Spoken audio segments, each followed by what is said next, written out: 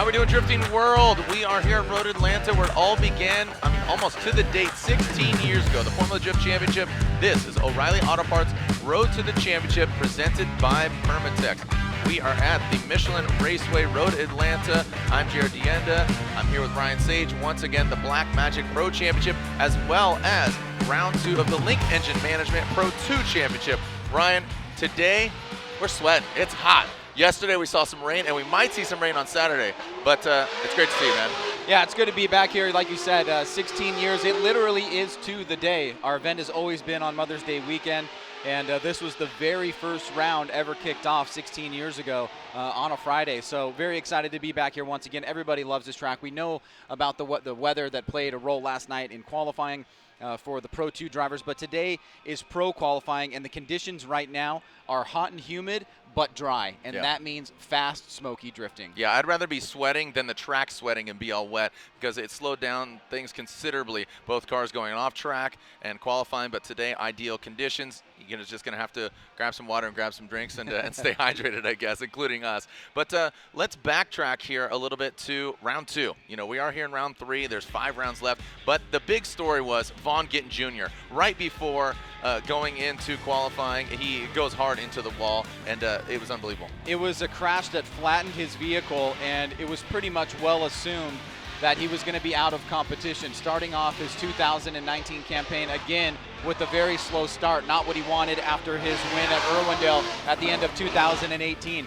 Amazingly, the team was able to get the car back together, make it out for his run in the top 32, which was the second one up, incredibly. Yeah. And they did have to exhaust their competition timeout, and he went on to beat Dean Carnage Kearney, making it all the way to the Final Four. And that is a moment filled with so many different things, from drivers checking in, talking about how incredible it was, and also just the fact that he was able to make it through competition and get that far.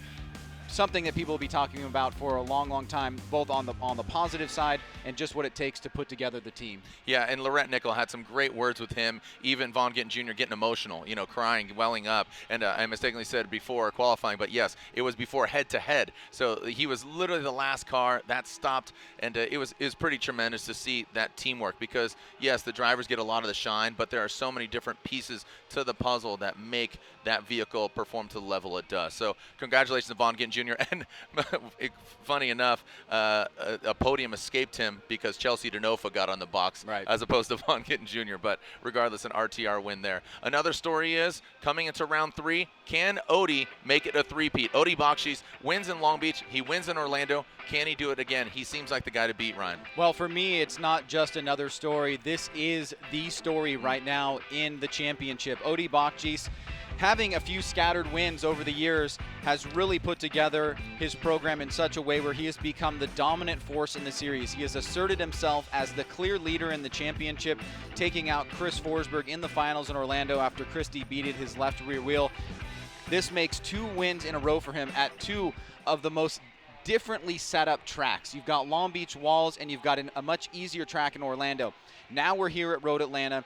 The pressure is on him in some ways to continue this role and get a good finish, but with 2 wins, he's looking very James Deansian. Okay, James Deansian. I didn't know that was a term, but I see how you applied that. Yeah, he just, you know, he has the S chassis. It's ready to go. There are our current standings. Odie Bakshi's, Chris Forsberg, 2 podiums. Does he look back to championship form? He changed his engine setup. He's looking like he's on time.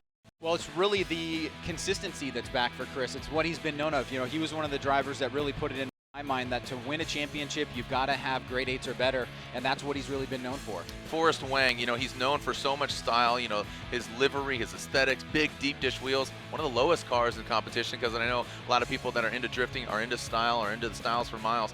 Forrest Wang, he does that, but look at him, he's already sitting top 3. Yeah, and I think he is definitely one to watch this weekend, because he came out very strong in Long Beach. He didn't have the result that he wanted, but he's still in 3rd place after Orlando, and he loves this track. He says it's one of his favorites next to Long Beach and Irwindale. Peter Visick, you said James Deanian early.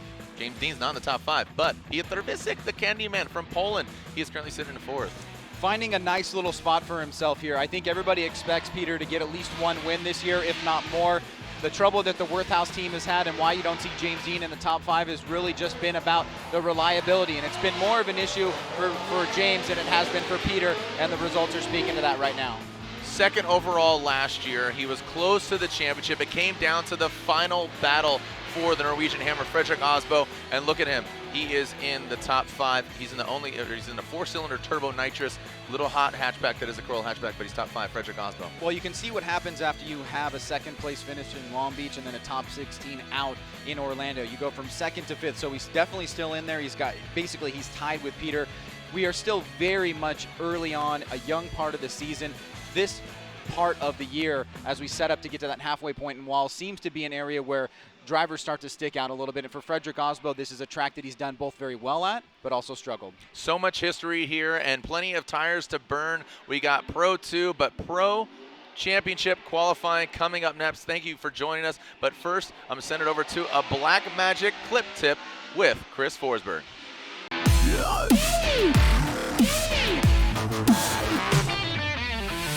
What's up, everybody? I'm Chris Forsberg. We're out here at Road Atlanta, round 3 for Formula Drift, and this is the Black Magic clip tip. This is inner clip 1 and inner clip 3. This one's very tricky because not only does it set up the run, but it also finishes the run. So when you're coming down the hill, we're cracking up into 5th, even 6th gear in some of these cars, hitting triple-digit speeds, and you flick in, get on the handbrake, and scrub speed all the way down into inner 1. And the idea is to be able to pick up the throttle and run on the gas through inner 1 to carry the momentum to get you up the hill into the keyhole. And then same thing as you're winding down, getting close on tandem, pushing down through the exit, you got to be transferred back through, facing the wall, going through a cloud of smoke, back on the throttle, back through inner clip 3 to finish that run. And that's your Black Magic clip tip.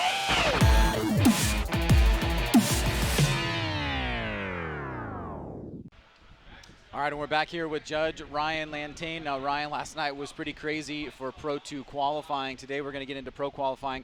Let's break down the event format and what you guys do if we get into wet conditions. Yeah, so today's qualifying, each driver gets to do 2 non-consecutive laps. We are going to, of course, score those runs, and they're going to keep the higher of the 2 scores. Then 32 drivers are going to move on to head-to-head competition for tomorrow. And, of course, ties are broken according to the lower qualifying score. If it does rain during qualifying, it will allow us to give the drivers a sighting lap. So they will get to test the track before they actually have to qualify to give them the best chance to do a good job. Now let's take a look at the points map, and I know that you guys are constantly evaluating how well the drivers are performing, the adjustments that have been made year to year. This is the original map that was made, but I know that you guys have made some additional adjustments to it. Why don't you give us a breakdown of the points allocation? You can see on this map that there are 5 sectors scored at 6 points each. What we did is add an additional sector, so it makes it 6 sectors at 5 points each, and that additional sector is on the rumble strip where the kind of pink zone meets the purple zone. That would force the drivers to go on the inside on the way back down the hill, just to get close to that rumble strip. It gives us an extra way to control where they're going on the track and reward them for doing well, and kind of take away points if they're not getting to the right position on the track. So you can see the line and angle breakdown there, 30 points each, as well as the style scoring at 40 points. Now, one of the things that's been extremely helpful for myself and for fans is the decel map that you guys give out prior to each round. I'd love for you to kind of go through that, talk about where the decel areas are at this particular course and why they're important in this particular course. This track is really important for drivers to be on throttle the majority of the track, and you can see here that the decel zones are pretty small. Of course, at initiation, the drivers are going to slow down. They're coming down the hill close to or over 100 miles per hour, and then they're going to get on throttle just as they go by inside clip 1. They need to be on throttle up that hill to get to the very top. It's a lot steeper in person than it does look on TV. So when you get to the very top of that hill, they need to use their momentum to fill outside zone 2. And this is an area where they're going to use the angle to slow the car down. So commitment is really important here. We don't want to see them going up the hill slow and then having to throttle up to outside zone 2, but instead throttling all the way up to the very last point that they possibly can, and then use the momentum and that speed that they built to get out to outside zone 2. And then the rest of the course, they're on throttle all the way through to the finish line. And it's particularly helpful for the lead driver to, and for the chase driver to really know where the lead driver may decelerate, right? Especially Absolutely. on inside clip number 1, we see a lot of things happen there. All right, so you've broken down the decel map. We know that the criteria is line, angle, and style. Tell us how style is being judged and how it's allocated here. Style comprised of fluidity and commitment. So fluidity deals with the rotation of the car on its own axis. So how the car is initiated and how the car transitions between different angles of attack throughout the course. Right. Now, how smooth that is, how quick the rotation is, and how accurate. And by accurate, I mean, did the driver get to the required amount of angle, or did they get not enough or too much? They had to adjust. So you'll see the car correct through the corner, and that is what is fluidity. Commitment is the forward momentum of the vehicle.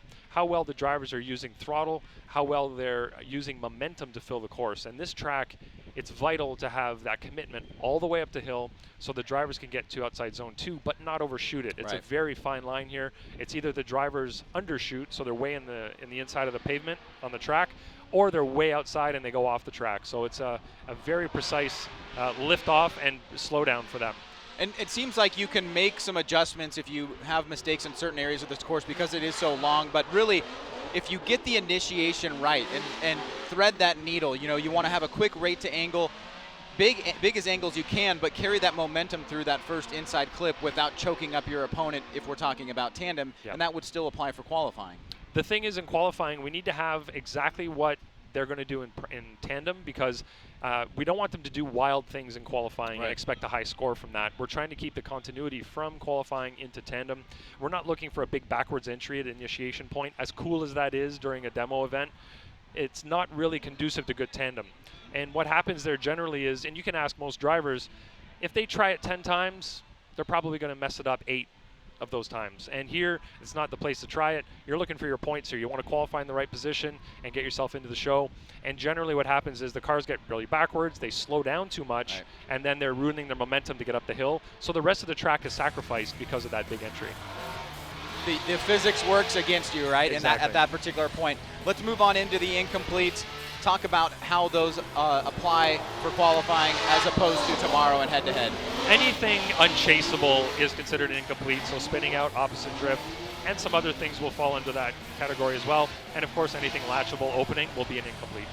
All right, well, thank you, Judge Ryan Lantain. It looks like it's going to be a smoky, fast qualifying session. The weather is holding up. This is the O'Reilly Auto Parts Road to the Championship presented by Permatex. And up next, it is round 3 here at Road Atlanta in qualifying.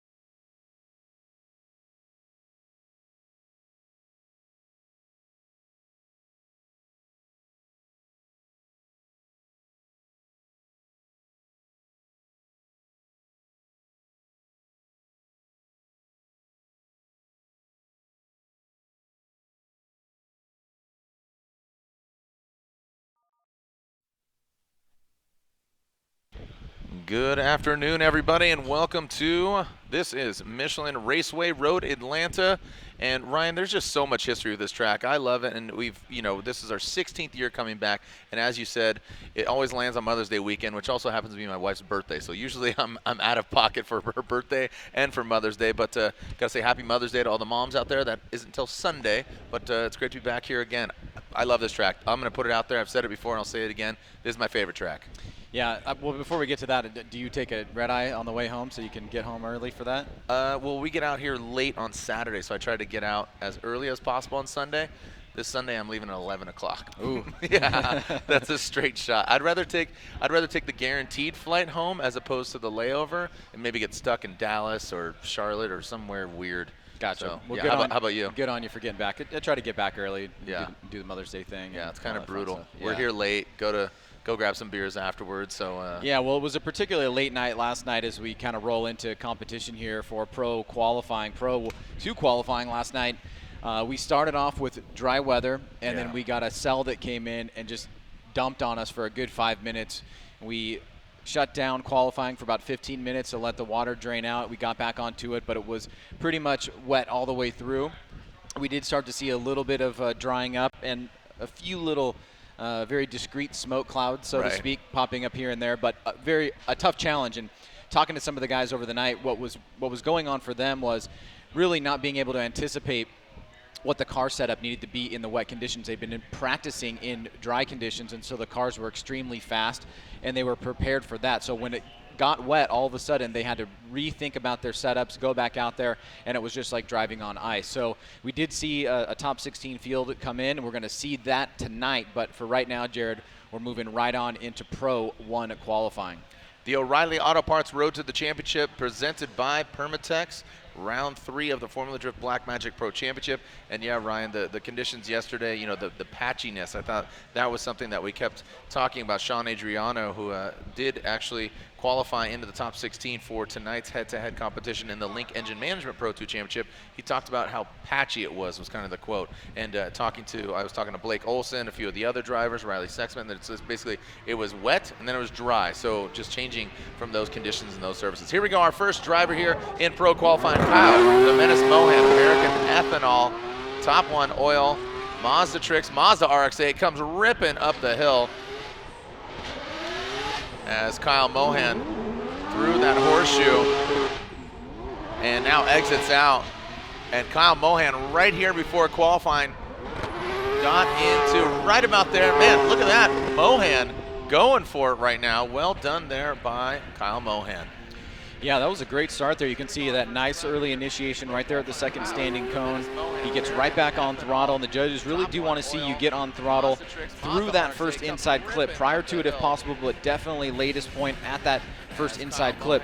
Doesn't get all the way out to that second outside zone, but and also leaves a little bit of room there on that second inside clip. But I love this transition back around, and given the fact that he came from a crash in practice, you certainly have to give him a lot of credit there. Here he is on that second outside zone, wrapping around this inside clip. He's a little bit off there, but great perspective. As you see, he's driving back through his own smoke line now, and just an incredible job here to finish things up. It's one of the better runs we've seen from Kyle throughout the weekend, and I think he's starting off very well. And admittedly, I talked to Kyle before. Actually, I talked to him yesterday, and he's talking about his wife Adrienne. She's actually due any moment now. They're expecting their first child, and he was actually in between on 75. So a great score there for Kyle Mohan. That's a 75 for him on his first run. But shout out to Adrienne, who maybe just hold off till Mother's Day, wait till Sunday so Kyle could be home. Sebastien Gauthier from Quebec City. Seb is ready to go for his first run, changing from the high-vis orange to now this high-vis green. This thing glows in the dark practically as Gauthier throws it in, gets that rumble strip, tightens it up to the front clip, actually knocking over that Black Magic front clip, and now coming into the horseshoe. A little bit of wavering there into that second outer zone, and now really tight. Good angle from Gauthier. Now exiting out. Good, nice and fluid from Seb. Ryan, a great way to start from Mohan now into Gauthier. Really good execution. You can see the sun refraction off of the smoke, very similar to Orlando during this time of the day. Gautier not fazed by it as he comes back down the hill, but let's take a look as he makes his way from that first outside zone into the second outside zone, right there, deepest part of the zone, and then tight on that inside clip. Now sweeping back around, driving through his own smoke line. There he is. He appears coming through, a little bit tight on that final inside clip that he did push out of the way. Here he is coming up that first outside zone area, right on the rumble strips area. Judges want to see you just get right to the rumble strips. If you go on the rumble strips, it's not a deduction, but it's not extra points. If you do go past the rumble strips, it will be a deduction. And you can see following him around here just how much smoke he was leaving on course as the wind tries to blow things off and give us a clean track. But for Gautier, great job there in run number 1. Gautier awaiting his score from our judges, Brian Eggert, Ryan Lantain, and Andy Yen. Up here in the judges' tower, scrutinizing their runs, line, angle, style. We talked about the different clipping zones and clipping points, and Seb's score comes in with a 77, just edging out the previous run of Kyle Mohan.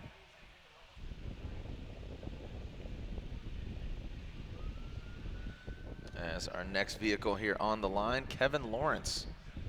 Kevin Lawrence coming to us from Florida.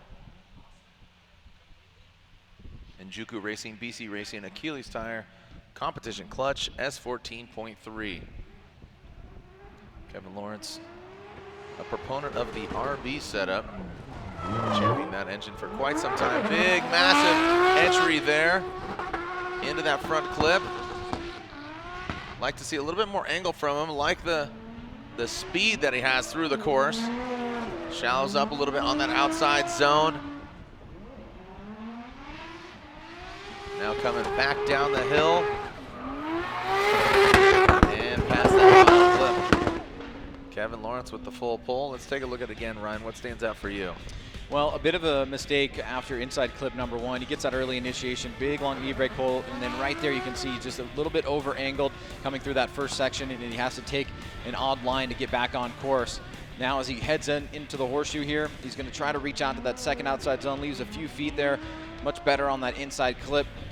Transition down, coming back down the hill. This is a full throttle area. He's passed all of the decel areas, as we noted with Ryan Lantain. And here he is from initiation. You can see big angle. He angles up and he's not able to carry that momentum through.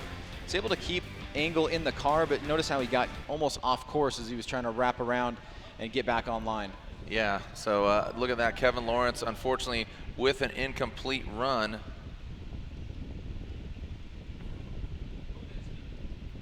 So Kevin Lawrence with essentially a 0 as we've deemed it now, an incomplete run. João Berrion, the Sheriff, Barbarius, Achilles Tire, C7Z06, coming to us from Brazil. Big nasty entry there from João. Oh, gets into the dirt, just barely dips that Achilles Tire. Now into that first outer zone and approaching into the horseshoe. Ooh, and that's a massive correction there. And João shuts it down. Unlike last night, we are vying for 32 cars. Last night was about 16, so Ryan. Yeah, and you can see here, there was the front wheels had a little bit of understeer as he passed through that first inside clip. He pushed through with a bit too much momentum. He was trying to save it here. And he gets one tire off into the gravel, the kitty litter as it's infamously known. So a mistake there that he has to adjust on as he comes into this section of the course and really almost driving straight there. So unfortunately, not going to be able to finish the run, and he will receive an incomplete. So a couple incompletes in a row. As we move on to a Formula Drift Pro rookie of Dillon Hughes, the dozer, who I have to assume just getting more seat time, getting more familiar with this brand new vehicle, this V8 powered BMW. Come out, Permatex, Black Magic, ripping up the hill, this Huddy Racing BMW. Gets all the way out to that second outer zone, just about a tire shred away. Really good zeroing in on that front clip. And hammering down. Oh, he kind of, on that transition, Ryan, looked like it gripped up and was almost going to shoot him on completely inside, but just takes it out. Well, a good demonstration here of nice aggressive run where you see the driver gets on the throttle very early before that first inside clip, and he continues that momentum. You can see the smoke line kind of falling back a little bit, but it's designed that way. That is where the decel area is. He's setting himself up for that second outside zone, wrapping through that inside clip. Good angle coming down the hill here. Now he snaps back really quick, gets a bit tight there, drops a front right wheel. And as you can see, as he's heading up into that first outside zone, just does a tremendous job lining himself up to get as deep as he possibly can into that second outside zone, linking from the first outside zone. Then he got through that inside clip, came down the hill here. This quick snap back put him in a little bit of a tight position there, but I think that's just going to be a minor deduction, and a good run from Dillon Hughes overall. All right, Dillon Hughes awaiting his score as we await it as well.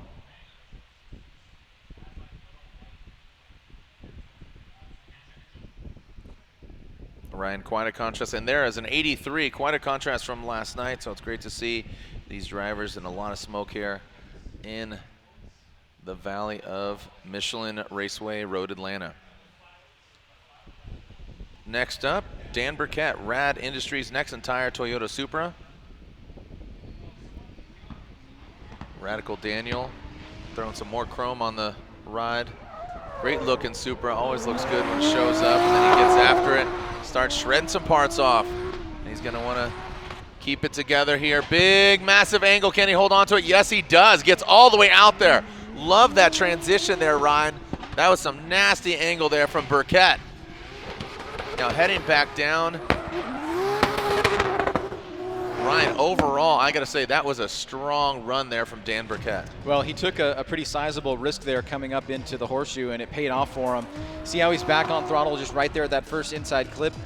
He's following the instructions so far from the judges, now keeping good angle in the car, throws it out there, right there, putting both wheels on the white line, a little bit wide on that inside clip, but still overall the very solid run coming down the hill here. You can see just how much smoke is being laid down on course and how challenging it is for those drivers driving back through it as it is for us to see. And here he is, just timing that right into the pocket. Great job by Dan. Good execution overall, and looking solid here, Jared. And you know, I would not be surprised, you know, what we've seen the first two rounds and what people have been talking about a lot is how high the scores have been. So many 97s, 98s, 96s, 92s, 16th place, you know, with 90s. And, you know, I've been thinking a little bit about that, about why that might be. But certainly at least one factor in all of it is just the level has raised. Yeah. Yeah, the caliber of driving, the build quality, the part availability. You know, the aftermarket has really supported, you know, drifting overall. There it is, an 86, so he takes the lead now. Dan Burkett with an 86. So you can see the point allocation, 26, 26, 34. So 4 points left on the track and line and angle, and 6 points left. Federico Sharifo up next, and Fiorella, this Nitto tire Ferrari. Great looking car, looking for Federico. Said he made some modifications also. I know he had to change out his clutch yesterday, but obviously it's back out here ready to shred. Brings in Fiorella to that outside zone, stands back on it. You can hear that signature exhaust note. Seems that in the transition, Ryan, you can hear him kind of get off the throttle and then mash back on it. Let's take a look at it again here. Gets that initiation right there at that second standing cone. On throttle, pushes a little bit wide. He gets him off line as he blows through that first inside clip. A little bit of reduction in angle there. Now trying to set himself up. Better job on the second outside zone. Tight here on this inside clip. Now swinging back around. That big vehicle swooping through the S-turns on this final transition here. And nice tight job right there on that final inside clip. And here he is. He's just pushing a little bit too hard there through that first inside clip. He was able to get back on throttle. And you can see that slight little deduction there for the reduction in angle. But overall, I think it'll be a keeper for him and an opportunity to have something to improve on for run number 2. Let's see what kind of score Federico can muster up here for his first run. The Permatex qualifying. And our next driver getting prepared. Unfortunately, Ryan, I did get an update from Pat, our race control, as Federico Sharifo, dressed for success, gets a 78.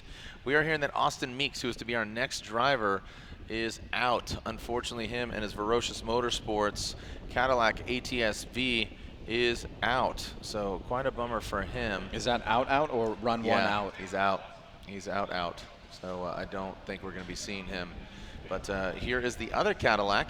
This is a sophomore season for this vehicle. He is from right here in Georgia, Sonoya, Georgia.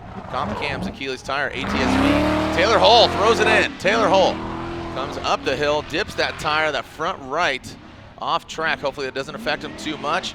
Gets to the outside zone. We've seen Taylor Hull compete in different chassis, such as the S chassis in previous years, but this Cadillac hitting strides. And heads back up. So Taylor Hull, local Georgian, puts it down. Well, I encourage you to watch the series Privateer Profile with Taylor Hull as the first driver being profiled of what it's like to be a privateer in Formula Drift. And here it is manifesting itself out on course. All the hard work that his team has put in, trying to lock in a good score here as he heads through the horseshoe, through that inside clip, ripping down the hill, keeping the throttle on. Nice angle there and a smooth transition back around, tight on that inside clip. Here he is coming into the horseshoe, trying to reach out there, leaves a few feet right there on that outside zone, but much better on this inside clip, getting a good view here internally, flying right alongside of him. You can see as he comes down, he's got a much clearer air than some of the other drivers, and pushing through that final turn. And those last two standing cones that you see on the left-hand side, Jared, that is our finish line. So that is the line that the drivers need to cross while still drifting in order to receive points. So let's see what the judges think about run one from Taylor Hull. Taylor Hull awaits a score. Next up will be Dirk Stratton, keeping it with the bow tie, keeping that momentum going, and an 81 for Taylor Hull. Dirk Stratton, Lingenfelter, Fortunato, Achilles Tire, Stratton Chevrolet Corvette C6. Deemed the Drift Vet, hashtag Drift Vet. Seeing a few of these Corvettes here now in Formula Drift competition as Dirk, the dagger, initiates into that first front clip. Transitions up the hill. Car very steady. You can see those Enkei wheels barely moving on the front end. Doesn't get all the way out to the outside zone. Could have gone a little deeper.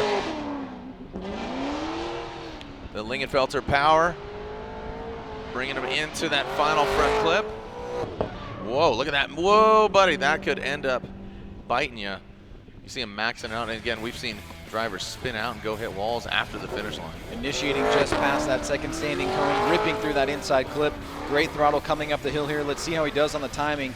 Getting off throttle, trying to let it float out there. Grabs the e-brake, but comes up a little bit short on that second outside zone. Tight wrap around that second inside clip. Now coming back down the hill here. He'll reappear in front of us through that section of the course. Those two cones on the course, visual markers for drivers, especially beneficial at nighttime when the smoke can be super challenging. Here he is coming up into the horseshoe. You can see just didn't get the timing as well as he would have liked to, but he was still able to hit that inside clip without too much of a problem, and then make a nice transition coming back down the hill.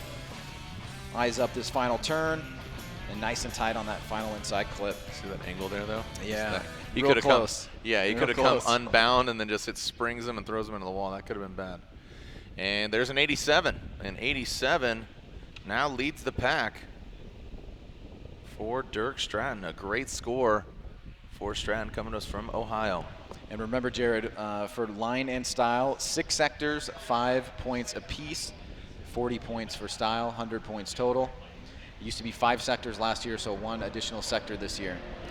Jeff Jones, fun driver to watch, this Doc 370Z. Coming on down, or coming on up, I should say.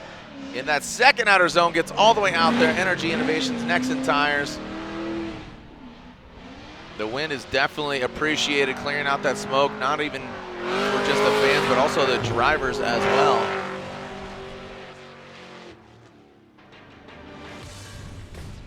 Well, solid start here for Jeff Jones, Jared. He gets that initiation. Looks like the standing second cone is a favorite of a lot of drivers here. He was back on the throttle pretty early, eyeing up the line to head into the horseshoe now. Great angle here by Jones and just getting right out to that white line. Nice performance here as he rips through that inside clip. Now he's full throttle all the way here. Big smoke line, nice snap back around, and right there on that inside clip. That's a great first run for Jeff Jones. And he continues to impress here, build his program in 2019. Gets the timing and just kind of drives right out to that second outside zone. And you can tell how important it is to get the timing right. Coming up the hill, making sure you're on the right wide line from that first outside zone, right on the outside of the rumble strips, and then getting into the horseshoe. And you can see right there, the back left wheel just gets right on that white line. And here's the motion of him driving back down the hill. Very progressive driving there for Jeff Jones, and expecting a solid score. A 91. He gets the lead right now. A 91. Congratulations to Jeff Jones.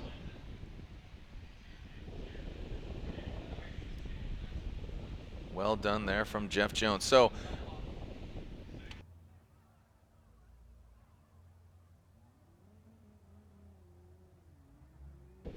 next up was to be Alec Honadell.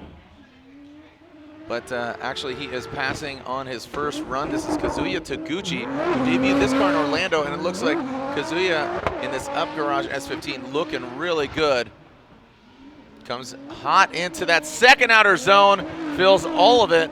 Ryan, you know, if this is a shape of things to come, come on, I want to see the perfect run. I want to see a 100-point score and just let everybody know that this season is one for the books. Kazuya Taguchi just put down a near-perfect run.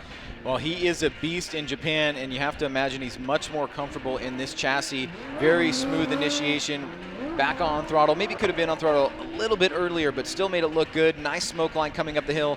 Times this just very well, right on that white line, just almost touching the dirt. I mean, near perfect in that section of the course. I like the transition coming back down the hill. He's on this tighter line, and he snaps back to hit that inside clip and still makes it look good. So the judges talking about the line coming out of the horseshoe is a midline is probably your best potential option, but Kazuya taking that tighter line and still making it look pretty good right there on that inside clip.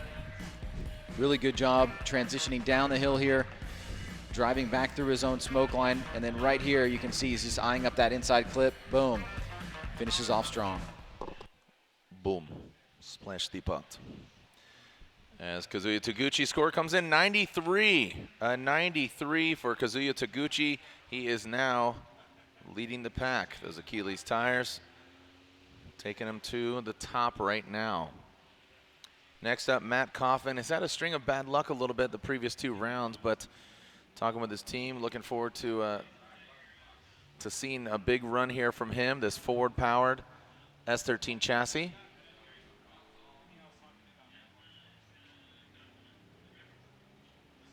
The car number 959.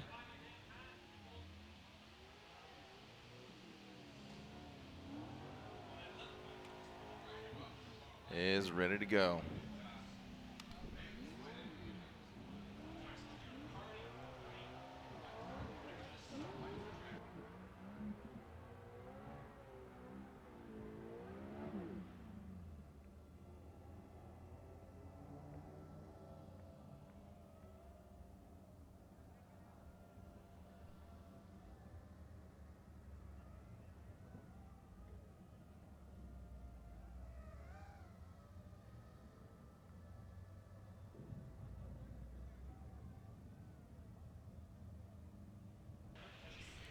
All right, our next driver here.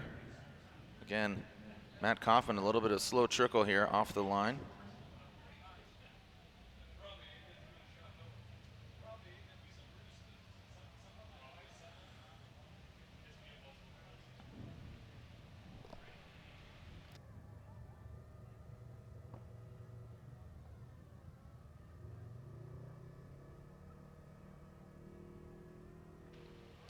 All right, so we are seeing our officials run up to Matt Kaufman's car, wondering what's going on here.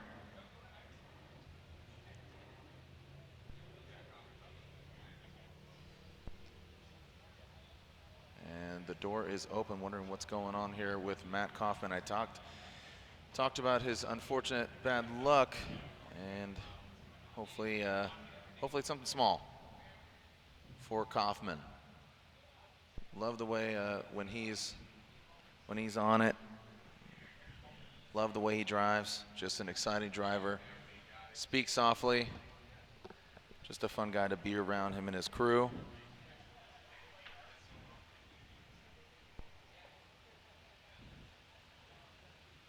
Still a bit frantic up there from his officials, or from our officials, excuse me.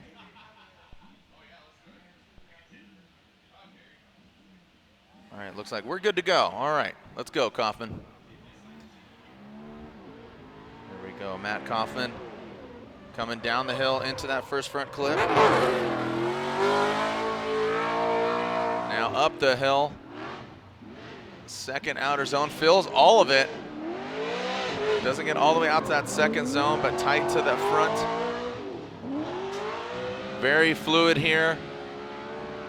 Look at that smoke signal and that exhaust note just hammering down, Ryan. Yeah, I'm sure we'll find out some more information about that pretty quickly here. Big, long e-brake pull from Matt Kaufman before he gets back on the throttle there. Like to see him manage that initiation a little bit better and get back on the throttle earlier there after initiation. Looking pretty smooth here through this section of the course. Was a little bit off that second outside zone. A lot of smoke being drawn, and Jared will definitely want to get the backstory to what happened up on there on the line, but he is able to get through the course. Full pull there. A couple little mistakes that he can improve on for run number 2. Here he is coming up the hill, adjusting that angle, trying to get the timing right, and just comes up a bit short there. And the final transition down the hill here before the last inside clip is Matt Kaufman. And we'll see how the judges take that into account for run number 1.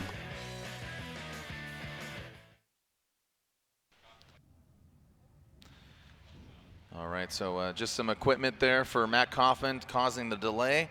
And Matt Kaufman with an 82. An 82 for Matt Kaufman.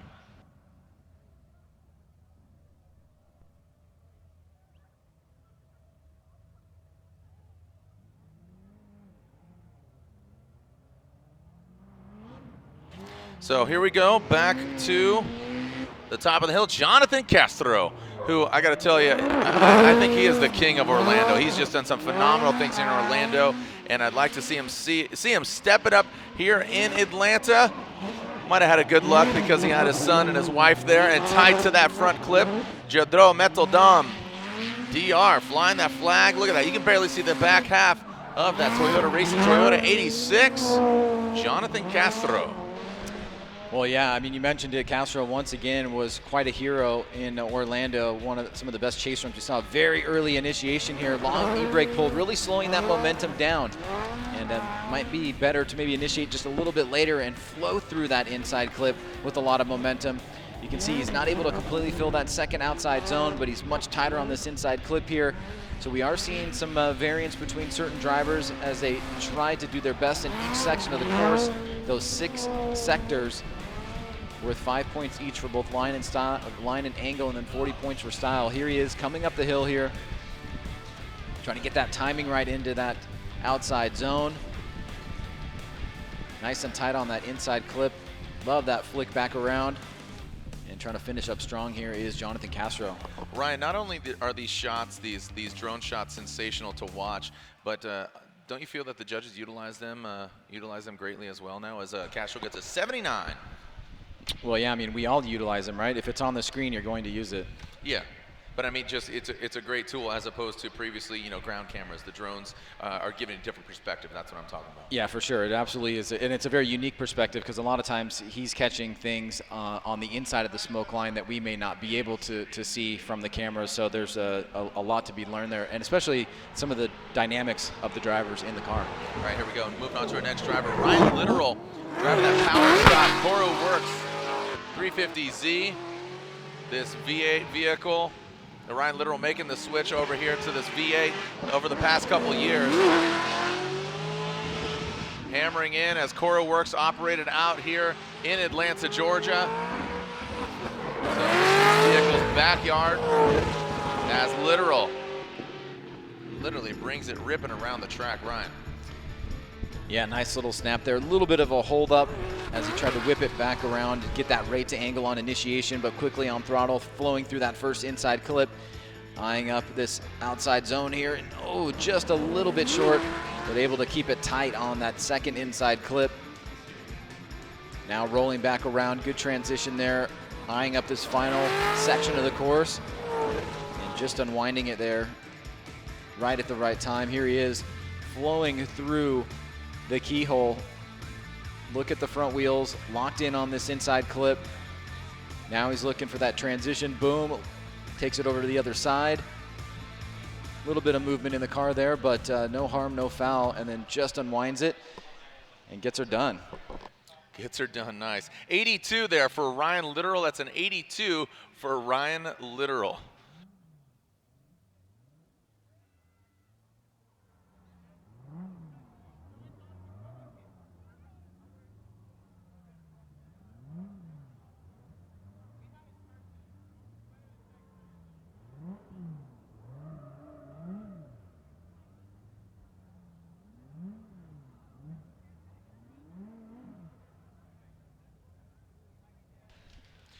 Next up was to be Travis Reeder in the Napoleon Motorsports Turnkey Nitto Tires Chevrolet Camaro EL1, the first ever Formula Drift electric vehicle, but he is going to forgo his first qualifying run, and hopefully we can see it on his second run. Again, Travis Reeder with a pass on his first run. Next up, Dean Kearney. All right, let's see if the luck of the Irish is on his side with the Oracle Lighting Dodge Viper on Achilles tires. Big, nasty entry there in this turbocharged SRT10 Dodge Viper. Whoa, no! Comes in way too hot, throws up the dust. And Ryan, that was a considerable amount of vehicle going off the course. Love the entry, but man, this guy is on a mission. He like zip-tied the gas pedal down or something. Yeah, had a chance to talk to Dean before the event this weekend. He is very highly motivated. He was not happy with his results in Orlando, and I think he is out to kill this weekend and looking on fire, but just pushes a little bit too hard here. That was a massive initiation that he pulled off pretty well. He drops a couple tires there, and the car's hopping around. An amazing amount of smoke coming off the vehicle as we try to find him here on that last inside clip. There he is. And Dean just pushing hard. Here he is coming up the hill. And we see from the drone staying above the smoke line here. Looks like 2 tires going off there. I don't think it'll be an incomplete, but it'll be a big deduction. I think they've been pretty consistent with 3 tires off this year so far at the courses that have no walls. So my guess would be just a large deduction for that section of the course. All right, so we're getting a little track cleaning here as Dean Kearney.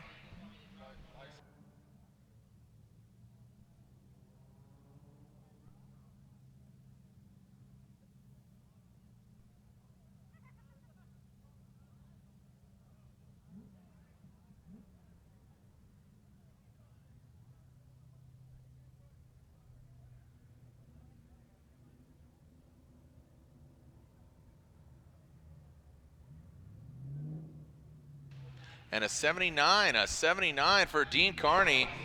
So you can see judges really docking him there for line, really far down on that. But still some high points, and he had some style deductions there as well. But get pretty good score on angle, and you have to imagine the initiation was a big chunk of that. Fluidity and commitment. As our next driver, you can see him top of the hill, warming up the tires. Passionate Pat Gooden. Achilles tire, Nissan 240 SX. Pat Gooden had a chance to hang with him last weekend. Great young man, just looking to make waves in the drifting world, and he definitely has. Does things definitely his way. Patrick Gooden. Achilles tires, 240 SX on the start line. This vehicle operated by Matt Field's camp, aka Drift Cave. This is the former vehicle that took Matt Field to some victories himself. And here we go. Let's see what you got, Gooden. Yee. Comes into that first front clip. Nice nasty initiation, now coming up the hill. Standing on it, good plume of smoke coming off the back. Really good execution there. Drops it right into that second outer zone and exits down the horseshoe. Ryan, we have a good line here from Gooden. Not bad meaning bad, but bad meaning Gooden. Solid. There's a great video of Pat if you want to understand the true stoke of what it's like to throw down a good run in drifting. You know what I'm talking about. Exactly. You can find it on his page, but he starts off again here after a 90s performance in Orlando. Solid there on that second outside zone, and not a lot of drivers being able to thread the needle like that. So Pat looking very comfortable in that vehicle, coming back down the hill, smooth transition back around, maybe 2 inches off that last inside clip. But love the way he locks in his angle. He holds it there, gets the timing right, drags that left rear wheel right on that white line, and then he has a perfect line to that inside clip. Smooth transition back around, picks that midline coming down the course, and that allows him to tee up that last inside clip in a very solid way. So great job by Pat, and I think this is definitely going to be a keeper for him. I think it's going to reflect on his score, and it's only going to boost his confidence even more for his second run. And we're seeing some phenomenal scores already out of the gate, Ryan. So I'm excited to just see as we progress through here. Ideal conditions here in pro qualifying. Hopefully it holds for Pro 2 head-to-head, and I think just overall everybody's going to be stoked. And an 84 there for Pat Gooden, so a great job there for him.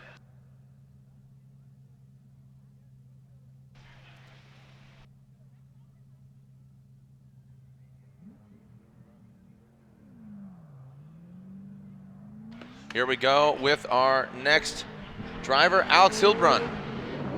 Alex Hildbrun initiating into that first front clip. Whoa, big, massive entry here in that Nitto tire BMW. Inca Madness Racing really getting to the rumble strip. Oh, it looks like it throws him off a little bit. Yeah, let's take a look here. Ryan, you're seeing Ryan's whispering in my ear saying, I think he debeated a tire. I think the rumble strips just gave him a lot of trouble, and as you said, Ryan, it looked like it was something mechanical after he went off into the rumble strip, but looking at the run after that, I think the wheel did stay on. Yeah, unbelievable run up to this point. Now watch, you can see the car chatter, and then it's going to just lock up right here. He's going to lose a little bit of angle and momentum. It's hard to tell. It doesn't look like it was debeated, but he may have damaged something on the vehicle. The car kind of just abruptly stopped, was not able to get out to that outside zone. But obviously because the course is broken up into sectors, he's going to lose some points there. Let's see if we can get a better idea of how far off he was. Yeah, see, he's not over the rumble strips, he's just right on it, and it's really hard there. Yeah, the tire's still on at that point, and looking at the rim, it looks like it's in okay condition. So yeah, no DB'd, just had a tough time after that section of the course. Oh man, so like I said, that great initiation and goes hard into that rumble strip. And Hildbrun waits for his score. Inca Madness Racing Nitto tire BMW M3. Happy to see Hildbrun back out in the mix. Didn't know if we were going to see him in the 2019 season, but definitely a great addition. So dominant in Pro 2, and looking forward to seeing him get on the box as we await the scores for this Peruvian driver. Next up, we'll be seeing Ryan Turk. Ryan Turk and his team working very hard from round 1 Long Beach going into Orlando, taking what he's called the street car, as if you didn't follow. So 68, so definitely reflected in a score of 68. Ryan Turk and his team, again, Ryan had a pretty bad accident at round 1. If you weren't following, went hard in the tire wall. Fortunately, he was okay. The car, not so much. It's completely written off. So if you look at this vehicle, it's gray. The roof of it is gray because they took all the race part body panels and put them on this car. So it's kind of an homage saying, like, this isn't the OG car. This is definitely still a capable car. And they're saying it's running even better than their pro car. And we'll see how he fares here at the infamous Road Atlanta. As Ryan Turk, big massive angle there, and sets it and forgets it. Doesn't get all the way to the outside zone, Ryan. So maybe a little too early on that transition with this 2JZ Power Toyota Racing, Toyota 86, of course sponsored by Gum Out, NOS Energy Drink, and Nitto Tire. So maybe kind of a tempered approach here in qualifying. Like I said, maybe transition and initiate a little too early in that first outer zone. Well, his big angle there, he kind of blew by that inside clip. He caught himself, then he angled up here, and he wasn't able to push all the way out to that second outside zone. So leave a few points on there. Much better job on that, or that first outside zone rather. Much better job on the second outside zone. Tight on that inside clip. Massive smoke cloud coming back down the hill here and generating a big one in the horseshoe. Very aggressive driving from Turk. Let's see what happens here. He angles up, and then he has to pull a little bit out, so he's leaving a big distance there from that first outside zone. So that's an area he'll be able to clean up and run number 2. But as you said, Jared, the team really thinks that the car is actually much stronger than his comp car, and a lot of that may just be due to the fact that it's a cleaner chassis. It's got a lot less abuse to it. Let's call it the previous comp car. This is definitely a comp car, but the previous, because truth be told, I'll just put it out there, his car was the oldest chassis competing in Formula Drift competition. Now you know whose is? Chris Forsberg's. that's kind of the running joke where they talk about just the chassis and how long. What do you mean oldest chassis? It's the oldest chassis, prepared chassis, not manufacturer built, but it's the chassis. It's the oldest prepared chassis. That's the claim that they said. Ryan Turk's vehicle was the oldest chassis still competing in Formula Drift. Are you baffled by that? I don't understand what you don't understand about that. 76 for Ryan Turk. I don't know why you're just staring at me blankly. What's the difference? I mean, what about all the S chassis though? That's manufacturer's chassis. Those vehicles have been prepared, roll cages put in, all completely prepared. Ryan Turk's vehicle is the oldest prepared chassis competing in Formula Drift up until now since Orlando. No, you'll have to get deeper into me. Easy, whoa, okay. Moving on, Ken Gucci in this Toyota Racing Greddy Performance Toyota 86. And Ken Gucci and OG, the original Gucci, now coming into that second outer zone. Nice job by the Goosh. Love to see Ken Gucci get on the box here at the infamous Atlanta racetrack and around that final front clip. There we go with Ken Gucci. Really good, clean, straightforward, Ryan. Yeah, nice early initiation there. Very limited use of the e-brake, letting it flow, and then back on the throttle through that first inside clip. Smooth line coming up the hill here, gets out to that first outside zone, filling that second outside zone very well. Just maybe a half a step off that inside clip, but still very close. And then beautiful job coming down the smoke line here. And then right there, maybe an inch or two off of that final inside clip, but overall very strong. And notice as Ken Gucci goes from lock to lock here, you can see exactly where he was on the course relative to that first outside zone. Just how smooth his transitions are, and that's going to be very well appreciated by the judges. And let's see how his run here measures up to the rest of the field so far.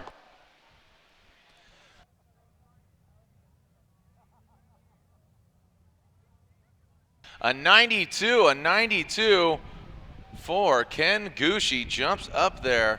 Look at that. So Kazuya Taguchi with the highest score so far, a 93 from him in that up garage vehicle, shooting for that Black Magic Top Qualifier Award winner. Mike Essa here in his Essa Autosports, Achilles Tire, BMW. So you can see that Permatex Pro qualifying leaderboard, Taguchi, Gucci, Jones, Stratton, and Burkett. Michael Essa trying to shake things up here.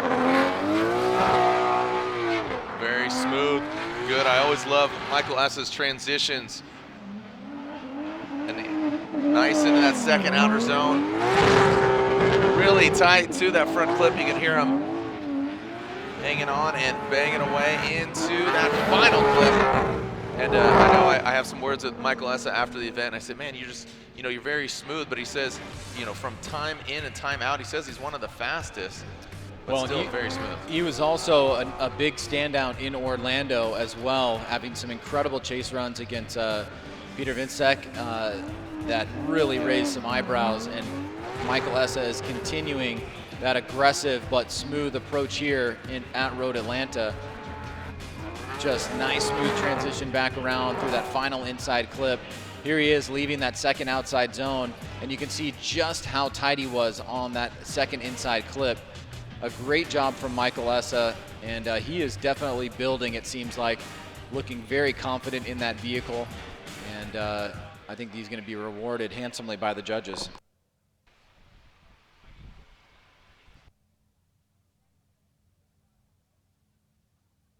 '94, Ryan, you are correct. 94 for Michael Essa. Look at that, 28, so 2 points left on the track. A near perfect style angle, 3 points left out there, but as his hat says, boost and destroy from the Boost Brigade. Essa Autosports BMW currently leads the pack with a 94. James Dean currently sitting 11th. He is your two-time and defending champion. Has not podiumed yet this year. Has had quite a bit of gremlins here. Can he shake them off? There we go. The Wordhouse Drifting Falcon Tires S15. James the Machine Dean works his way up the hill. Fills all that outer zone. Throws a little bit more angle out into that second outer zone. Into that front clip. Comes on out. And through and into that final clip, James Dean. So James Dean, a solid first run here. Early initiation, the classic James Dean initiation there. He's back on throttle right at that first inside clip. Measuring himself up here as he gets into this horseshoe, right out there to that second outside zone. Maybe he had a few inches there to the white line, but overall very solid here by Dean. This is what we've come to expect from him, and wanting to shake off the first couple rounds and get back in the heat of things here. And it's been mostly about car troubles, and it has been about driving. And you can see here, it looks like it's back to normal for James Dean. A good start here in run number 1, and you know he's got more of that to come in run number 2. Like I said, just such a great addition, getting this perspective, these angles, and I think it's really coming to play, and a great tool utilization, getting that different POV for the judges, the fans, everybody collectively, you know, if there's contact being made or whatever. But a 95, boom, just moving right up. James the Machine Dean now our current Black Magic top qualifier leader, but still we are now into top 10 current standings coming into this round, and every driver has a second qualifying run. Matt Field, always a fun driver to watch. Saw him in practice. He was throwing down. I have a feeling look for some big things here from Matt Field. As Matt initiates into that front flip. Looks like he scrubs some speed, but now is hammering up. Look at that, minimal corrections from those rotiform wheels on the front. Flirts with that line, just barely riding that razor's edge on both of those. Look at that, right on the front clip. He's gonna definitely score a lot when it comes to line, Ryan. Really well done from Matt Field, clean and just absolutely just, I mean, that was great. Yeah, the only thing I'd say is maybe the e-brake pull at the beginning was a little bit long. You could tell there was that kind of down motion in the momentum, and then he picked it back up. But as you said, the line absolutely flawless here, right out to the cusp of the track, perfect on that inside clip. And you can see these drivers are just so good right now. It's unbelievable how similar they are in being able to drive the same line as we start to get up into the rankings here. So I think this will be a good, solid run for Matt Field. He'll definitely want to maybe improve a little bit on that initiation and the extended e-brake pull, but outside of that, it was a great start for the Beast from the Bay. It was great. So a 91 there for Matt Field. Not the top spot, but still gets him in the top 5 as it stands. Next up, another FD vet from day 1. Slide or Daijiro Yoshihara. His turn 14 distribution Falcon tires, Subaru BRZ, running Ineos oil. And I remember Lorette asking him about he's going to be competing in Pikes Peak in an Ineos oil vehicle as well. Dai Yoshihara gets all the way out there. You see a little brown cloud being thrown up there. He goes beyond the rumble strip. We always talk about his exhaust note, how the car sounds right there on that line. Textbook line, scrubs a lot of speed there. You can see the smoke line kind of getting broken up, but looked like a natural fluid line. He, had to kind of slow it up to check up. Brings it past that clip. Ryan? Well, like so many of the cars in the series, this vehicle very well suited to the personality of Dye in terms of the sound, the way it flows, the smoothness, the cleanliness. Got back on that from that inside clip a tiny bit late, but you can see here he's still able to draw a beautiful line all the way through, and I still think this is going to be a very highly scored run. He's been very consistent in qualifying. He's been looking strong. He's eyeing up this final inside clip here and just makes easy work of it. Here he is coming up the hill. He's right in the perfect area for that first and second outside zone. He linked that near perfectly. So great job by Daijiro Yoshihara in execution. And I think this is going to be right up there. Yeah. What do you think? 93. A 93 for Daijiro Yoshihara and his turn 14 distribution Falcon Tire Subaru BRZ.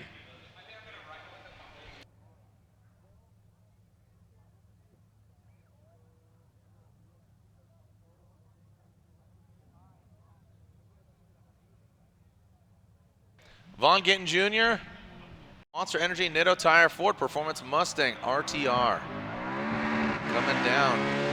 Again, we saw him on the box. See him mix it up again as Von Gittin Jr.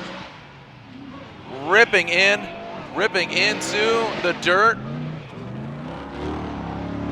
As Von, that back left does not have a tire. He completes through the course as he transitions through. Tires, we don't need no stinking tires. The irony there is wow. I think the run is still going to be pretty well scored. Yeah. It's an early initiation. He's back on throttle right there, right before that first inside clip. Now, this is where he's going to lose the tire right there. Boom. You can see it explode. Bye. And he still has enough grip to get through this section of the course while keeping angle in the vehicle. So he's driving with 3 tires right now, one that's pushing the power and the other one that's just basically spinning. And he's still able to get through, making it look pretty decently. So I'm sure he's going to want to have that again. We saw him lose a tire in Orlando during a spotting run. This is actually done. It's actually the same left rear. So we know his team made some adjustments after that, but he was still able to get through the course here without really losing too much traction. Right there, you can see it pop, and there it goes. And he's like, all right, I'm still going for it. The one-wheeler peeler spark thrower. Look at that. I mean, here's a shovel. Can you dig it? He gets out there, throws some sand in the face. The sand people down there, the bunker. Got some fans down there. They're the sand people. Drift Scum, are you guys down there? All right, so as Von Gittin Jr. awaits the score, and Ryan, like you said, if this was head-to-head, it would be a different story, but because we're in qualifying, the tire debeating not an issue. It would only be an issue if it was the first run of head-to-head. And an 83, so still a solid score from Von Gittin Jr. Hopefully he can keep all his tires on for his second qualifying run. Sitting 7th in the championship. Another Ford Mustang, that is JTP, Justin Pollock. Behind the wheels of the Roush Performance Falcon Tires Ford Mustang. You see our leaderboard, James Dean atop it, Essa, Taguchi, Yoshihara, and Gucci.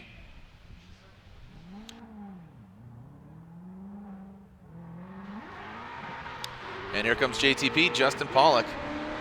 Man, lighting him up like a drag car. Big, massive angle there from JTP. I know he likes to go in for those backwards entries. A lot of angle there. You can see him kind of back it in, but then power out. I think needs to be a little more fluid here on this, but I love you could just hear him absolutely consistent with that throttle, Ryan. Yeah, good start here for JTP. Snaps right into that initiation, feathering the e-brake. Great job there. You can see, yeah, he gets back on the throttle a little bit past that first inside clip. So maybe leaving a couple points there. A little bit late into that second outside zone, but still getting into the deep section of it. Love that snap back around. Here he comes back down the hill here. Final transition, tight on that inside clip. And JTP will finish up run number 1. Justin Pollock now awaits his score as we continue to watch the replay here of a very exciting driver to watch. I think he took a more calculated approach here. And there it is, an 86 for Justin Pollock on his first run.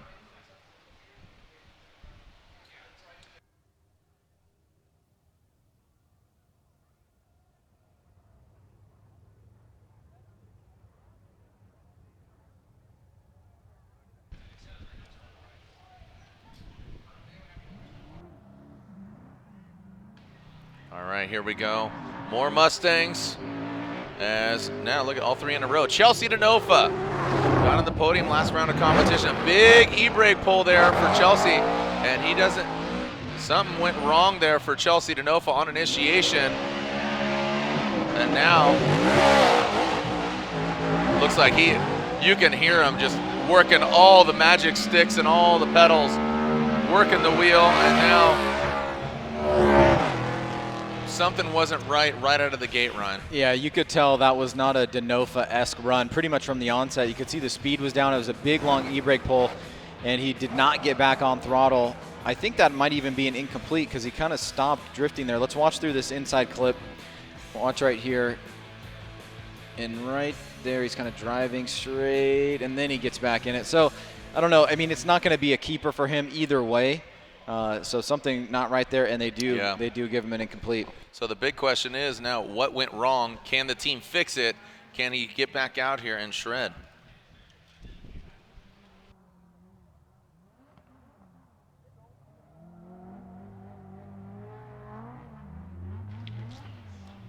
Next up, Frederick Osbo, who got second here last year, and unfortunately Christos Blush, the Latvian lover, no longer competing here in Formula Drift in the States, but definitely miss him and his attitude and his personality. He's definitely a great part of the fabric of Formula Drift. But Frederick Osbo, again, second place here last year, trying to get the victory. As Frederick Osbo, the Rockstar Energy Drink. Next entire Toyota Racing Toyota Corolla hatchback. Wraps it around that first front clip. The bright blue Motegi Racing wheels go round and see if they can find that line, and they do. See him running through the gears, the attitude of the car, just a quick little disruption. Cuts back through the smoke cloud that he created and back through that final front clip. Ryan, that's why he's one of the best top qualifiers in the biz, man. Yeah, that was definitely very much an Osbo style type run. Big initiation, big angle, back on the throttle very early. Precise driving up the hill, times this perfectly. No noticeable, I was going to say major, but no noticeable mistakes throughout the run so far. Picks a great line coming down the hill, snaps back around. He's tight on that inside clip. I mean, really nothing that you can even call out there as an area where he can improve. I mean, he's deep into the second outside, the first outside zone. Perfect on the second outside zone. Extremely tight on that inside clip. And I think this is definitely going to be vying for the #1 spot so far. 97, you called it, Ryan. So a 97 for Frederick Osbo. Just 1 point missing in angle and 2 points in style for Freddie. And that Toyota Racing Toyota Corolla hatchback. As we are now into our top 4 drivers. Piotr Visek from Poland, currently sitting 4th in standings. Wardhouse Drift Team, Falcon Tires, S15. Coming down the hill. Nice early initial, actually about the second cone, right as the rumble strip begins. So we have seen some earlier ones, but nice job from him, seeing some shakiness, but gets right on the line there in that second outer zone. Taking a look down at that keyhole, he wraps it around and exits out of the horseshoe. Fills all of it consistently. Big, massive angle around that final front clip as Piotr Visek. Definitely challenging Frederick Osbo for that top spot. Yeah, you can see feathering that e-brake, and notice the early smoke line before the first inside clip, so showing a high degree of commitment here. He enters into the second outside zone after filling the first one very well, and a smooth arc being driven right there on that inside clip. leaving that section of the course, aiming up the final inside clip and just nailing it. And like Frederick Osbo, no noticeable mistakes there. Here he is. He's right on that outside zone. Perfect job on that outside zone. Beautiful line to the inside clip. Smooth transition back around. And I mean, it's not a 97, it's a 96. Nice. Good call. 96 for Piotr Visek. Act like you've been here before, right? So a 96 there for Piotr Visek. So Osbo still leads the pack. Visek, Dean, Kazuya Taguchi. This is Forrest Wang, currently sitting third in points. Achilles Radial, Yellow Speed Racing, Energy Innovations, S15 Sylvia comes into that first front clip. Very smooth from Wang. Gets into that second outer zone a little bit late. Now exits out of the horseshoe. A thing of beauty right there, just through that chicane, very smooth, and you see a perfect stack of cotton right behind him. Yeah, the silky smooth driving. You can see trying to monitor that e-brake, but he gets through that first inside clip and he's on the throttle a little bit late. You can see the deceleration happening there. Then he has to get back on throttle. Drawing a beautiful line here is Forrest Wang. That transition back around now coming down the hill here. Great job on that section of the course. Massive smoke plume, which he's been known for many, many years, and matching it up with that silky style is Forrest Wang. We'll see how the judges take that into consideration. I think maybe he could have gotten back on throttle a little bit early after initiation, but outside of that, it was a solid run. And a 93 for Forrest Wang. The Achilles Radial Yellow Speed Racing NRG Innovations S15.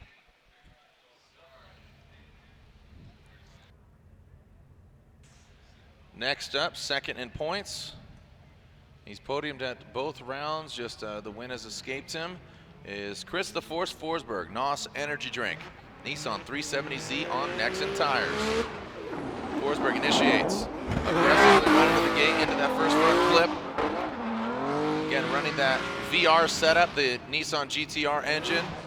All the way to that outside zone. Well executed for Forsberg on the line. Now one more clip for Chris Forsberg.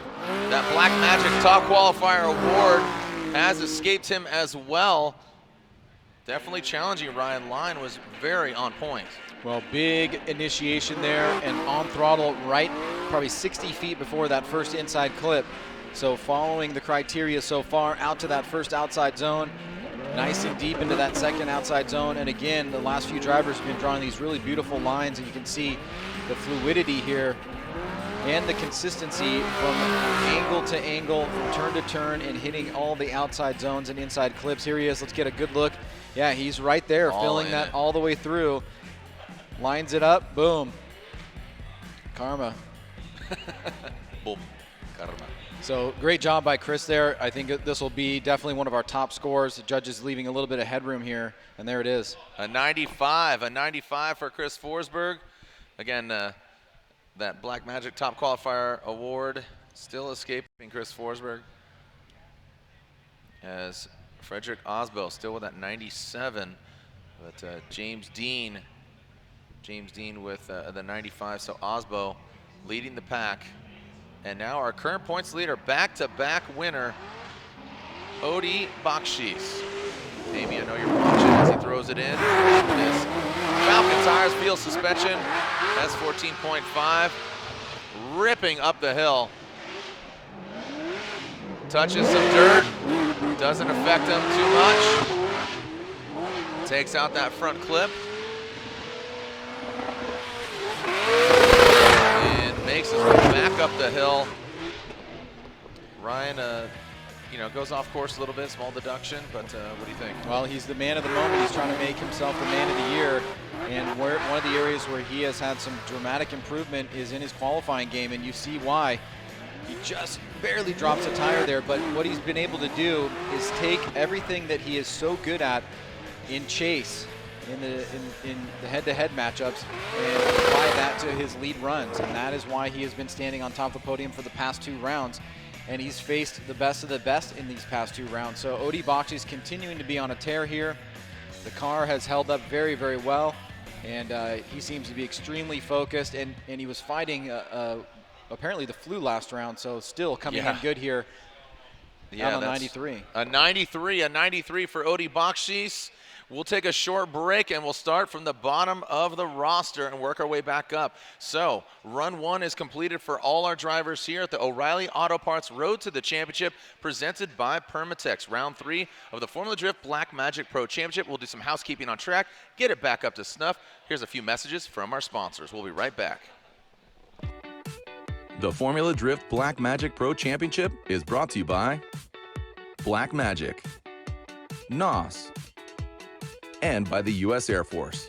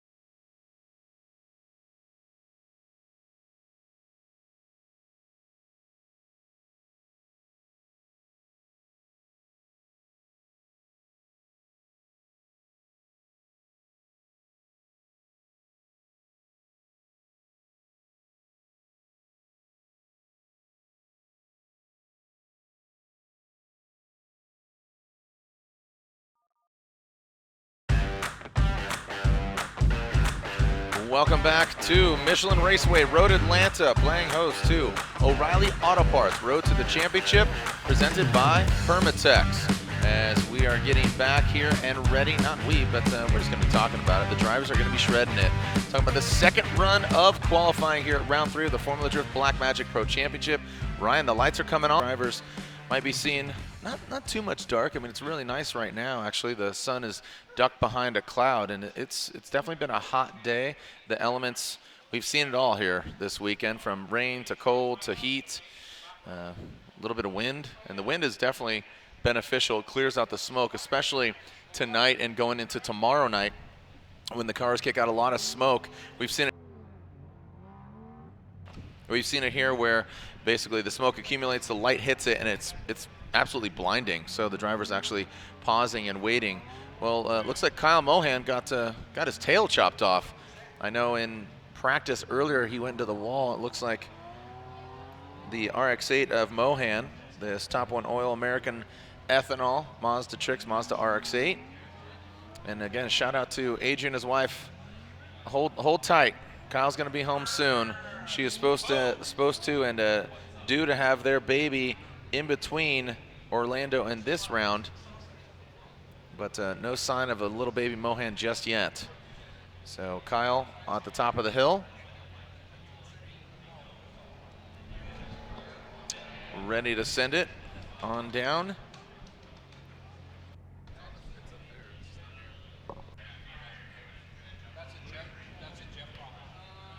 All right, it looks like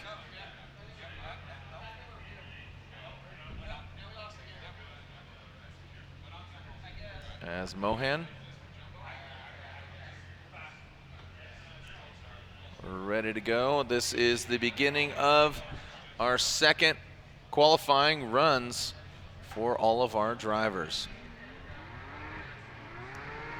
Mohan needs to get a score, or actually he has a 75 on his first run, I apologize. 75 on his first run, goes into that front clip.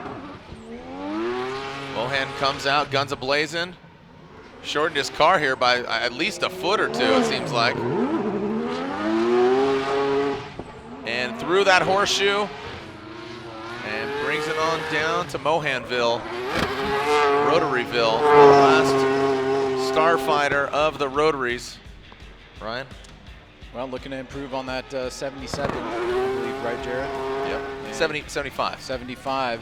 So we've seen a full 35 runs so far, and Mohan now trying to move his way up. He's in the qualifying position so far. Wants to move on into the top 32 tomorrow, and the second run here looks like that will probably do it. We'll see exactly where that slots him in. Much different qualifying session than last night with wet conditions, where we really were looking at many drivers being knocked out because we were only taking the top 16. Here, I think we've got just maybe one or two potentially. A few of the drivers actually they passed on their first run. Yeah. Both Travis Reeder, I believe. Honadale. Yeah, Honadale, and Chelsea Denofa. Chelsea Denofa had that incomplete. Yeah. So doing the math here, I believe we have 32 drivers.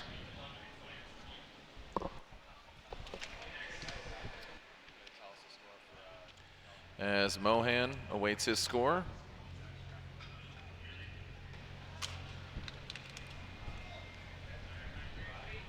We head back up to the top of the hill for Sebastien Gauthier.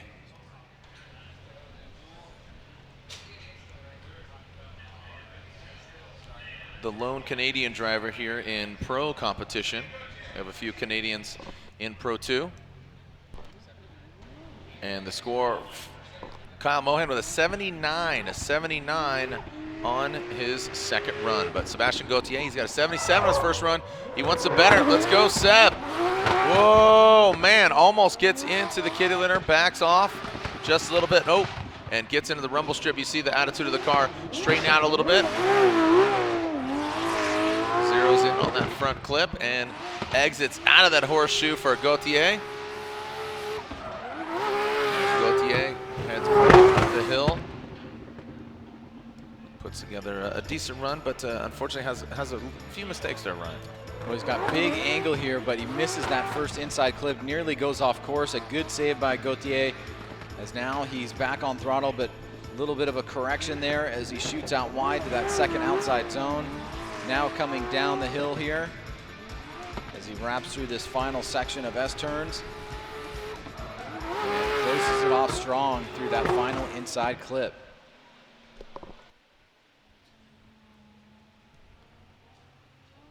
As Gauthier back up at the top, and his first score was a 77.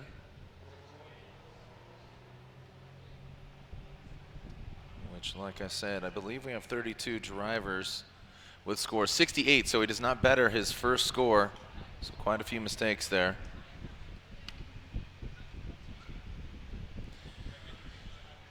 As our next driver, Kevin Lawrence, he is sitting on an incomplete as well.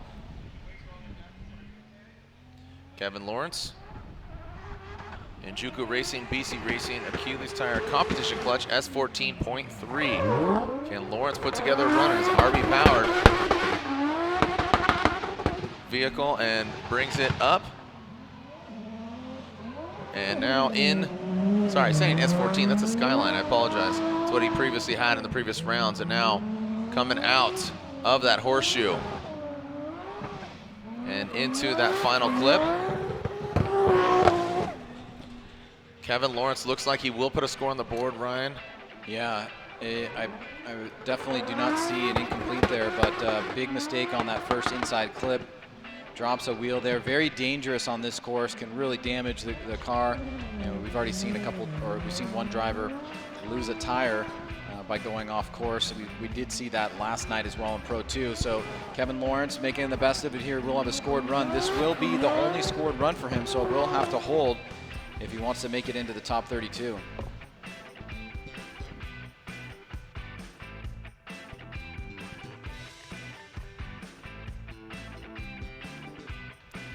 Yeah, Ryan, if you would, yeah, I believe 28 scores actually.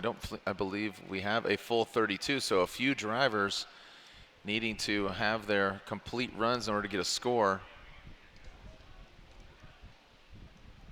As Kevin Lawrence waits a score, and a 65 on his second run, a 65, so that is 29th position for him.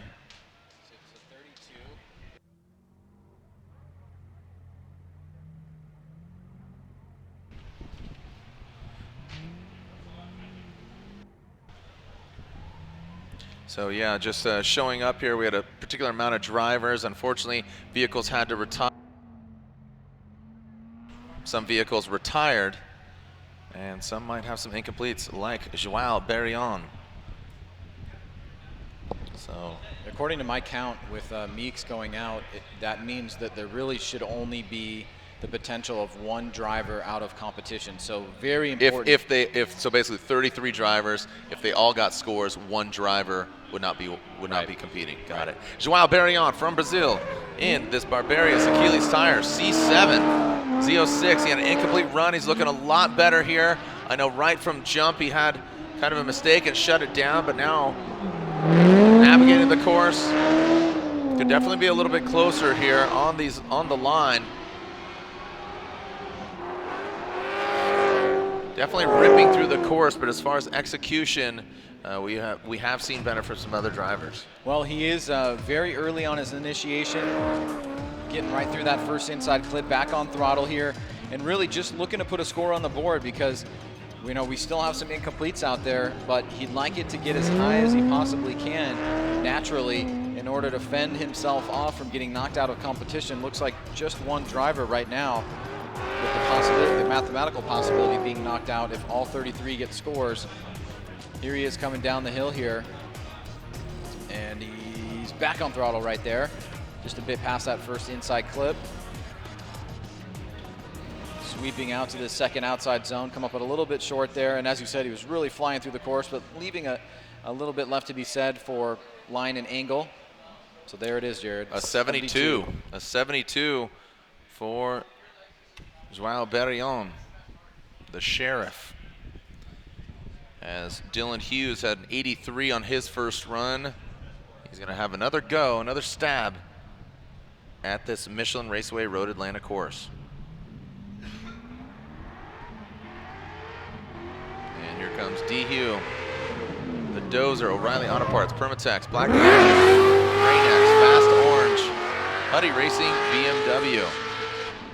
Very consistent. Looks like he found the go fast pedal all the way to the outside zone. Hits it and quits it into the front clip, and now exits out. Good angle from him. And through that chicane, back up the hill, Dillon Hughes with every round looking more and more confident behind the wheel of that vehicle. I was just going to say the exact same thing. I think that's really where, you know, he is going to be able to shine this year, is that having that driving confidence makes a lot of difference in the head-to-head matchups, and he's starting to really pull together some solid runs here in qualifying. A great start here, a very smoky run, smooth coming down from the horseshoe into this section of the course, driving through his own smoke line, nice and tight on that final inside clip. And I think with his first run score of he had an 83 on his first run. 83, I think this is going to better that. No major mistakes there, good flow, commitment, and definitely a run to be proud of here for Dillon Hughes. Really challenging the top spots, and it gets a 93. So Dillon Hughes with a 93. So great job for him. 93 on his second run. That's definitely a solid run for him. Gaining some more confidence behind the wheel. Dan Burkett, he came out swinging. He had an 86 on his first run. And just after seeing everybody's runs, I think the ante gets upped. And everybody's just getting more and more comfortable here with this Rad Industries. Next entire Toyota Supra coming down the pipe. What do you got? Radical Dan. Gets rad with it. Goes for that nasty entry. Maybe could have carried a little bit more speed into the entry, but now he finds some and gets, it just dips the toe in. It does affect the attitude of the vehicle, so it did affect his line a little bit going off course, but not too much. That's definitely not an incomplete run. But Dan Burkett, another driver that just with every round gets better and better. Yeah, I'm loving it from Dan here. Back on throttle, maybe a tiny bit, a hair late right after that first inside clip, but very aggressive driving from Dan. It was great initiation, huge angle here. Makes a bit of an adjustment so he doesn't go off course and still lines himself up really well here. So great timing from Dan. Huge smoke line. You can see him managing to get through there, and then there he is. He reappears on the other side. And two solid runs from Dan Burkett. Here he is. We'll stay above the smoke cloud here as Burkett navigates through the course. Here he is coming up to that second outside zone. Great job there. And massive angle in the car, makes the right adjustments to stay on line. Back on throttle, and now for the score, and he bumps it up by 1 point. 87, so he does better just a little bit, puts him into 14th position currently, but still, you know, nearly 30 drivers left to run. 28 minus this, minus that, probably about 27 drivers. Federico Sharifo in Fiorella, he has a 78 on his first run. Coming us from Milan, Italy. And here he comes into that first clip. The very exotic Ferrari, the Triple F drifting department. V12 Ferrari into the second outer zone. Could have gone a little bit deeper there. And into that front clip, could have zeroed in, but very fluid. Now here on this latter portion of the track, the exotic exhaust note coming out of the backside of Fiorella. Yeah, minus a couple little areas in the horseshoe. Very well executed. You can see the smoke line was already starting to generate before that first inside clip. As he gets into the horseshoe here, he's eyeing it up maybe 4 inches deeper, but the line he pushes out a little bit wide on that second inside clip. But overall, I think this is a really good run for him. And it looks like from his first run, should be an improvement. Just looking at it at first pass, thinking about run number 1. Could have maybe been a little bit deeper in that first outside zone. So some line points maybe being sacrificed here, but he also seems to be gaining some confidence in the vehicle and making that thing move around very well. And he does better score. He gets an 81, and 81 on his second score for Federico Sharifo. From 78 to an 81 puts him into 21st position.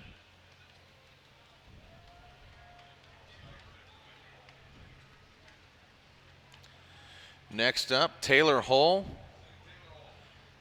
Taylor Hull, local Georgian. Comp cams, Achilles tires, Cadillac ATS-V. Coming down the hill. Let's see what you got. Georgia's own. Taylor Hull into that first front clip. Slides right past it. Good execution. Quick little correction there. Those front wheels are now coming into that second outer zone. Does evade him a little bit. Big old lumpy V8 as the Achilles tires smoke. Big angle there from Taylor Hull. A little nervous there. You saw him kind of max out that angle and then bringing it back. Mr. Hull. Yeah, Taylor Hull in front of the hometown crowd trying to blow up the scene here, and he's got two well-scored runs here. He looks like he's well into the top 32. You said he did miss that second outside zone by quite a ways, so he'll have some opportunity to practice that tomorrow before head-to-head. But now it's really about what score he's going to get and how that is going to slot him into the top 32.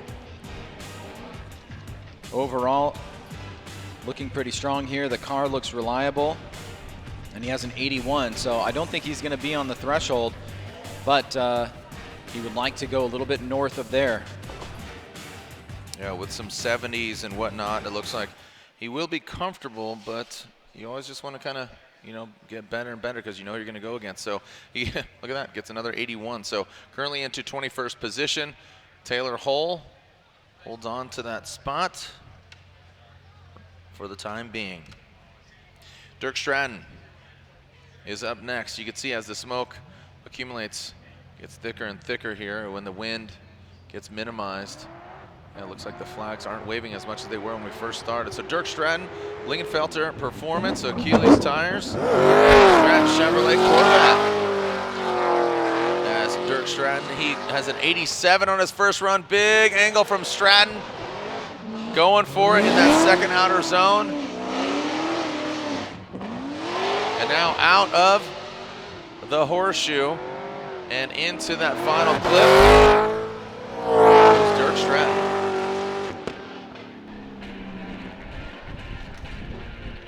Well, Stratton was the one that started pumping up the scores with that 87 on run number 1, as you mentioned, Jared. And trying to back it up here. A little bit of adjustment in those front wheels. Tries to get the timing right, comes up a little bit short on that second outside zone. Like the smoothness here, good transition coming back down the hill. Eyes up this final inside clip. And there you go. Dirk Stratton done for Friday.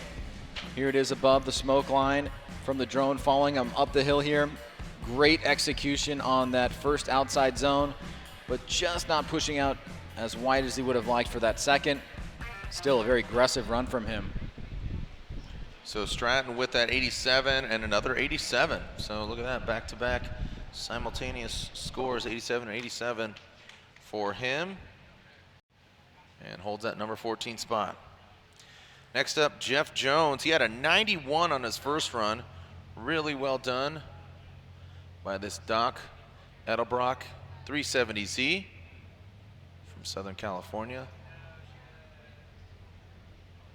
Let's see if Jeff Jones can better this 91. Looking very comfortable out there. He's had a lot of experience with this track. And here comes Jones through the start chicane and into this first clip. Jeff Jones. Nexon tires go ablaze. Middle of the course, you can see him using all of it. Now into the second outer zone in the horseshoe.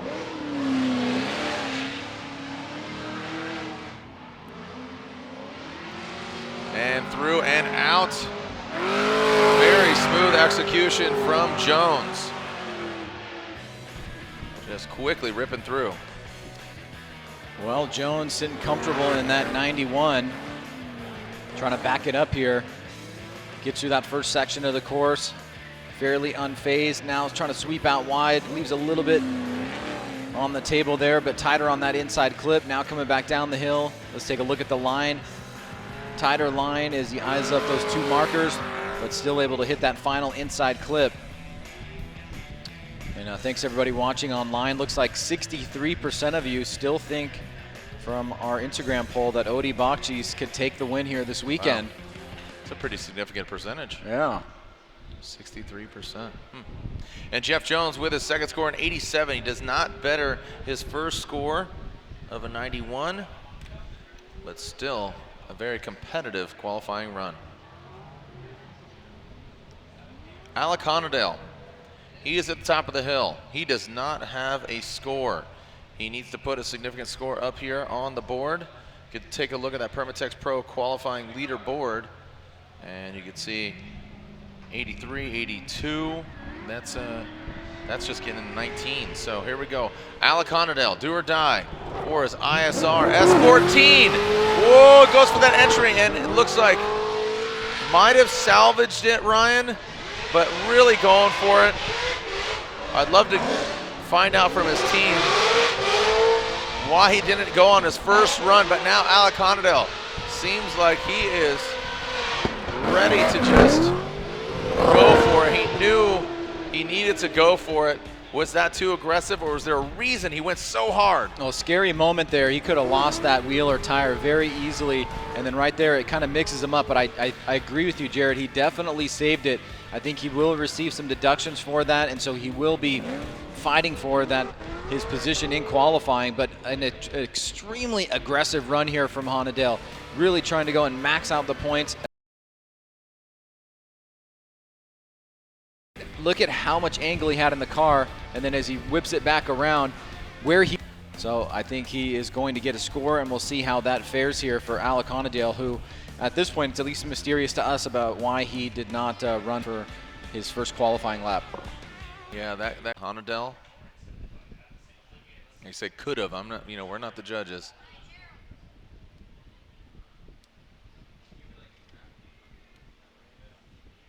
And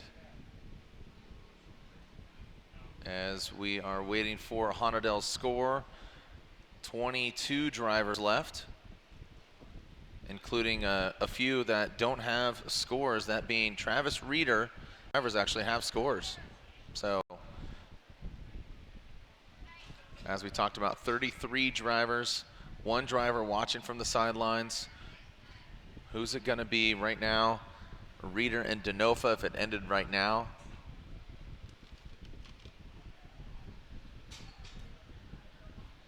So the judges really scrutinizing this second run, or sorry, the first run, what was to be the second run from Honadale.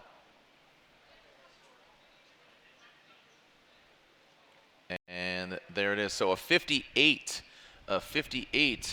for Honadale, and that's not the strongest score. But given that Travis Reeder, he's behind the wheel of his Napoleon Motorsports Nitto Tire Chevrolet Camaro EL1, the first ever Formula Drift electric vehicle. He does not have a score. Neither does our currently 6th in points, Chelsea Denofa. All right, so here we go. Kazuya Taguchi, at one point, he was leading the pack with a 93. And like I said, he is absolutely on fire behind the wheel of this Up Garage S15. Now comes into that second outer zone. Achilles tires ripping through. He's got a VR setup as well. Under the hood of the S15. Around that final clip, Kazuya Taguchi. Well done there by Taguchi. Yeah, he's looking strong. I love that snap initiation there. He gets back on the throttle very early. He's looking silky smooth here. Seems very comfortable in that vehicle. Execution on this outside zone is very strong. Big angle in the car, but still keeps a tight line on that inside. Nice snap back around. Beautiful bit of driving here for Kazuya Taguchi. I think this may be the best run we've seen from him so far. Yeah, just the GTR vehicle that he was campaigning for a few years. This just seems to suit his style a lot better. It's running better. you know, it's all together working out for Taguchi. Yeah, there it is. And another 93 for him. So consistency is key for him. And if you're to go against Taguchi, you got to feel a little bit more comfortable that consistency is key. His transitions are really killer. They're just so snappy and fast, and Yeah. he catches it in the right place. Next up, Matt Kaufman. Matt Kaufman, a little bit of delay there on his first run, but an 82 on that run. And come to find out, you know, just again, that little delay on the first run, but now, no delay. Ready to set it. Kaufman, angled out, coming into that first outer zone as the sun just blessing us here and filling all of that second outer zone. You can hear him keeping that exhaust note, consistent with that throttle, and Matt Kaufman rips through. Again, he has an 82 on his first run, Ryan. Well, I think it's a big improvement. I mean, still a little bit of a long e-brake pull, but not too long. He was still able to get on throttle much earlier than we've seen from a lot of other drivers and still be able to draw a really smooth line here. I love that arc, that nice fluid transition back around, huge smoky line. He definitely corrected some of the little minor mistakes he had in run number 1, so I think that this would probably be the better of the two. As you can see, he's going up the hill. He's just right at the edge of the track there, right before the rumble strips. Massive angle, just connects that beautifully. And so great job by Matt Kaufman coming through here on run number 2. Shout out to Formula Dread. He's watching at the local brewery. 89 and 89 for Matt Kaufman. So he does better it. Puts him in a 14th position. You can see the points left out there. 2, 2, and 7. Next up, Jonathan Castro. He does 79 on his first run. Jardot Meteldom, next in tire. Toyota Racing, Toyota 86.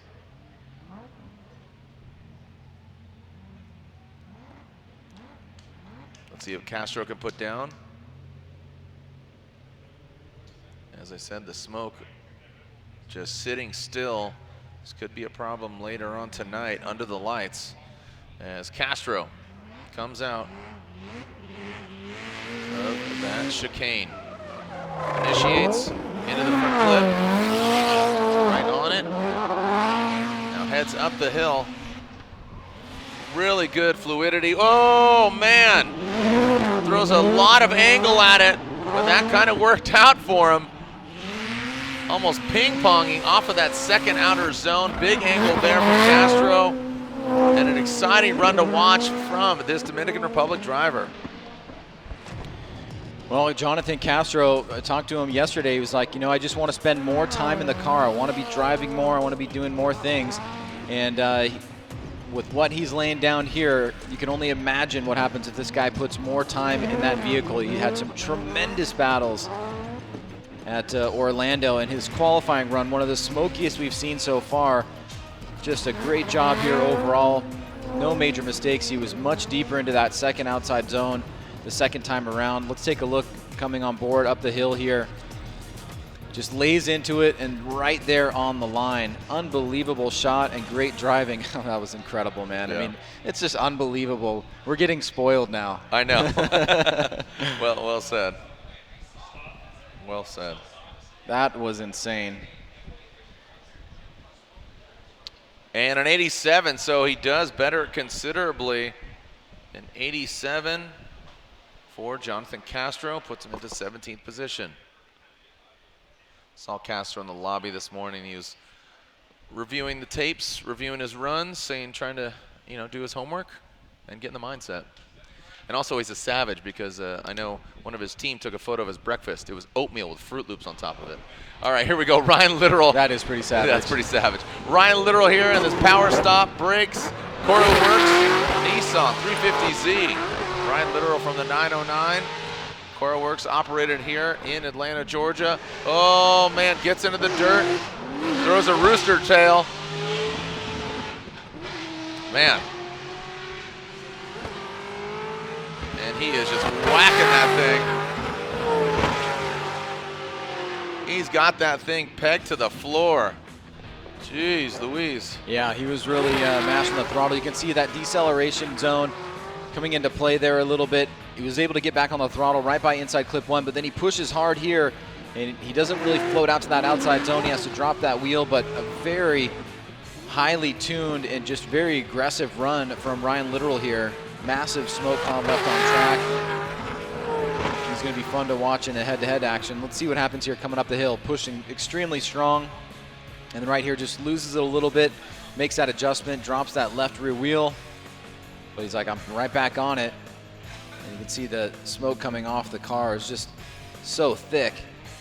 A great job there by Ryan Literal to save it and salvage that run. Let's see how Ryan Literal fares on his second run. He had an 82 on his first run. And Ryan, the big one to watch right now is Travis Reeder. He is at the top of the hill in his Napoleon. And there it is. So a 79. He does not better it, Ryan. He does not better his first run. So the power stop, CoroWorks 350Z sits in 21st. But the big one to watch, this could be history making right here. Travis Reeder, the third round of the Formula Drift Black Magic Pro Championship, and we are seeing our first ever electric drift car in Formula Drift competition. Everybody, shh. Right? It is definitely a sight and a sound unlike any other drift vehicle we have seen in Atlanta or any other drift competition. The Napoleon Motorsports Turnkey Nitto Tire Chevrolet Camaro EL1. Travis Reeder had a pass on his first run, basically forewent it. But we've seen this thing run in practice, if it runs independently, all you can hear is the squeal of the tires. And it looks like Travis Reeder making history here in the first ever electric drift vehicle. Travis Reeder from the Pacific Northwest. Take a listen.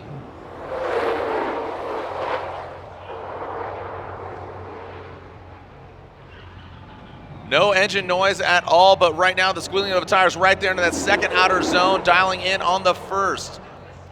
And Reeder transitions out of the horseshoe. And he is about to make history with the first ever electric drift vehicle. Make some noise for Travis Reeder. One small step for man, one giant leap for drift kind. Now do the motor sounds in your head and it will make sense. Right? Right. So Travis Reeder making history here and a pretty solid run overall. We'll see where this ends up, but as he's able to get through this horseshoe here, he goes a little bit wide on that second inside clip. Now coming down the hill here. Little bit of a mistake. Looks like he was just losing a little bit of power there, maybe a little bit more. The smoke line was starting to decrease, but started off pretty strong. And Jared, what's your take on the first ever run here of the electric drift vehicle? I think it's great. I think that, it's undeniable, the horsepower, the torque, just the evolution of electric vehicles. And, I think it'll definitely be a contender. That's the beauty of drifting. Run what you brung. And if it's either combustion engine or electric, I say it's all welcome. So I think it's a great addition to the drifting DNA. And the Napoleon Motorsports team they come from road racing background, and they saw something in Travis Reeder. They took this Pro 2 champion and said, hey, let's build this program, and here they are making history. Yeah, and props straight up just for having the idea and going out and executing it. Yeah. Absolutely. Yeah, and if you have an opportunity to walk the pits, a 67 for Reeder. So all signs are saying that he will be in the show because everybody except Denofa has a higher score than that. So at minimum, he'll be in 31st if Denofa gets a score.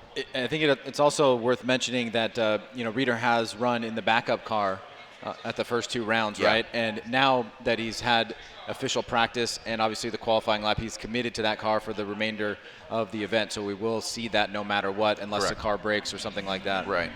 Dean Kearney. He has a 79 on his first run. Another aggressive Kearney run. Carnage going for it. Man, I don't know what he ate for breakfast, but I'm down. I'm with it. Attaboy, Dean Kearney. Into that front clip. Into the horseshoe, exits out. His entries are just getting nasty out there. Transitions out, and woof. Man, those Achilles tires, he's just, he's treating him like he hates him. That was the best initiation for my money so far, and the reason for that was it was a huge rate to angle. He got back on the throttle very early, and he did not show any decrease in momentum.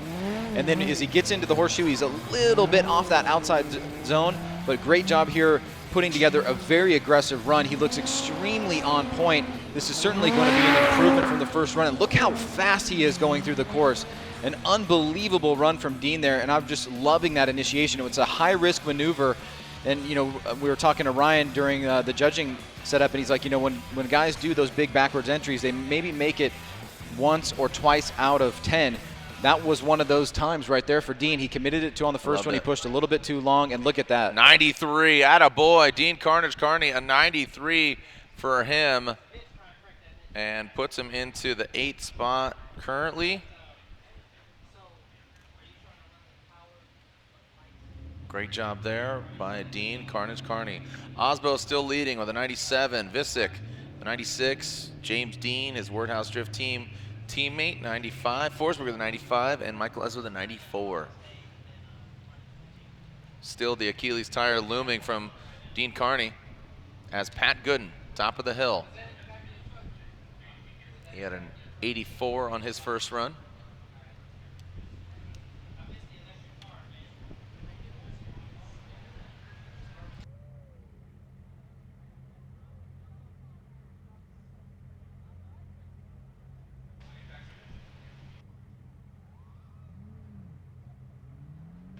All right, so Pat Gooden waiting for the smoke to clear, and we are clear to send.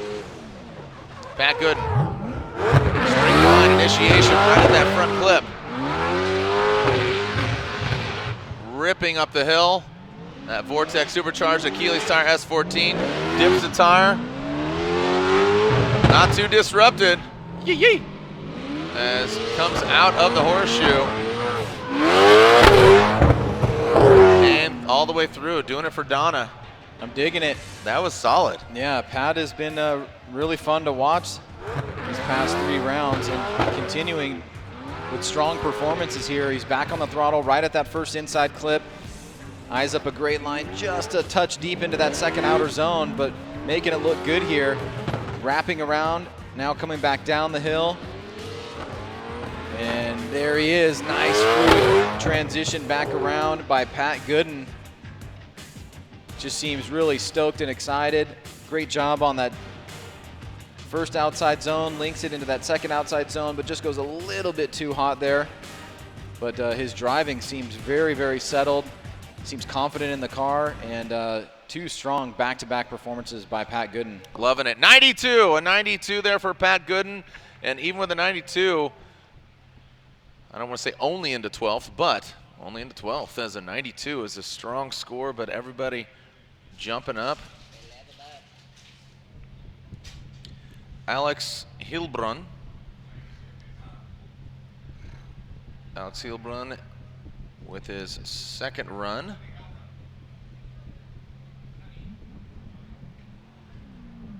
And he had a 68 on his first run. Here comes Hilbrun down the hill. Definitely wants to better. He went for it, if you can recall. Kind of bit off more than he could chew on this first outer zone. Keeping a safe distance from it now this time, but looks like it throws him off of that second outer zone. And now down the hill once again. Into the front clip. Ryan, he seemed a bit timid on that first outer zone. Well, let's take a look at it here. I still love how he's back on throttle right there. And you can see the smoke line generating. Making a little bit of an adjustment there with the front wheels. As you said, he comes up a little bit short on that second outside zone, Jared, but he's able to keep it tight on that inside clip, number 2.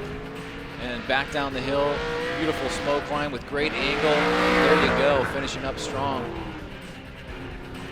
Is Alex Hilbrun. Here he is, exiting the horseshoe from high above. You can see the line just very smooth, the arc, beautifully done. And just loving that. All right, we are now in the top 14. 87 and 87, so a considerable jump up there for Hilbrun. Puts him in the 20th position. So again, top 14 drivers. Ryan Turk, he has a 76 on his first run in that gum out Black Magic. Nitto tire, Toyota 86.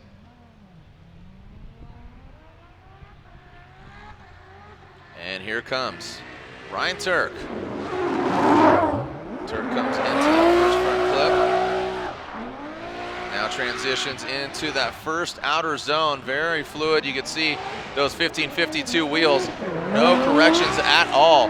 Those things are locked and loaded from that outer zone all the way to that front clip. This 2JZ Power Toyota Racing Toyota 86 makes his way back up the hill. Ryan, take note. Again, watch him come up the hill. His front wheels are set.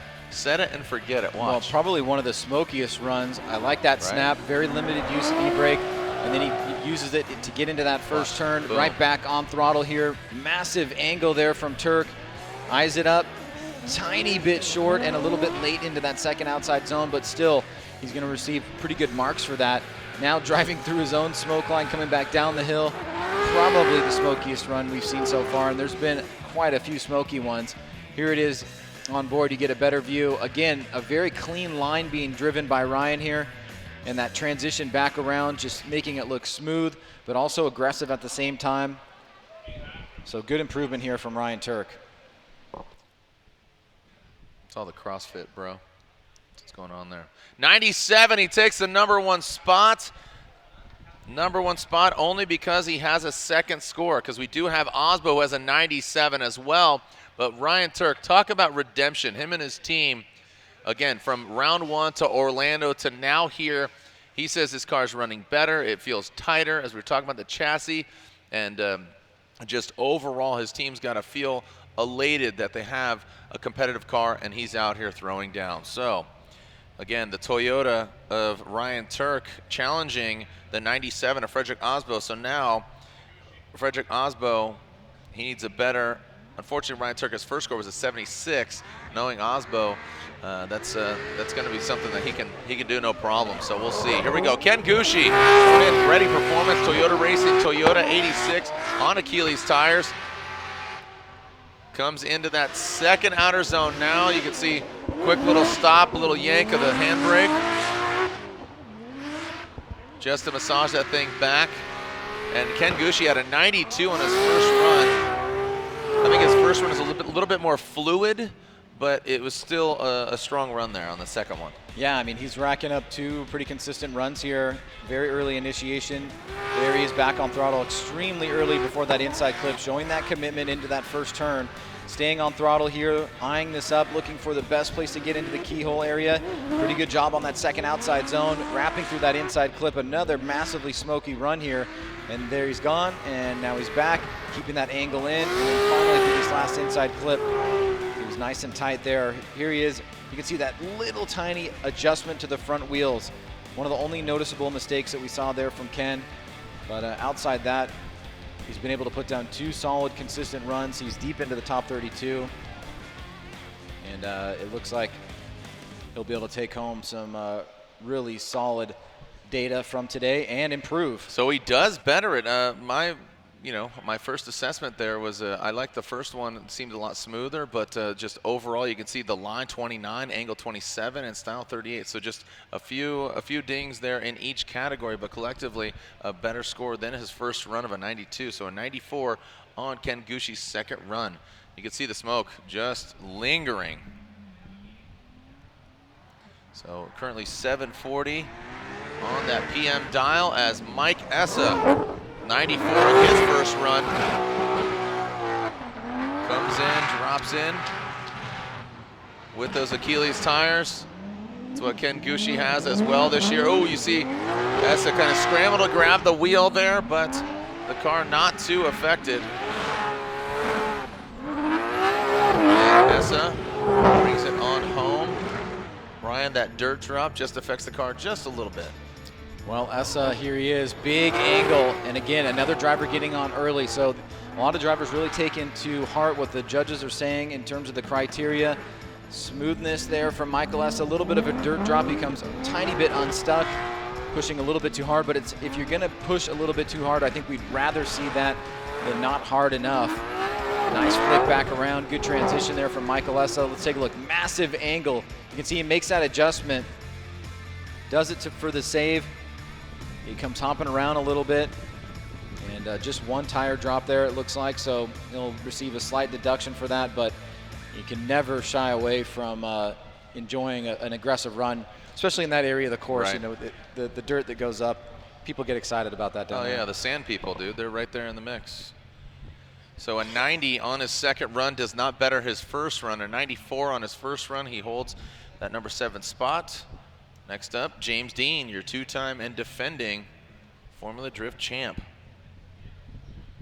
And surprisingly, I mean, we do have quite a few rounds left, and you know, six battles, or excuse me, 6 rounds of competition left, including here in Atlanta. So James Dean currently sitting 11th in the standings.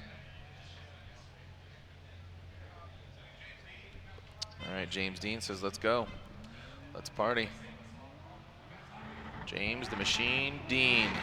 Wardhouse Drift Team, Falcon Tires, Sylvia S15. Big, massive angle from him, as you say, Dean-esque, Ryan.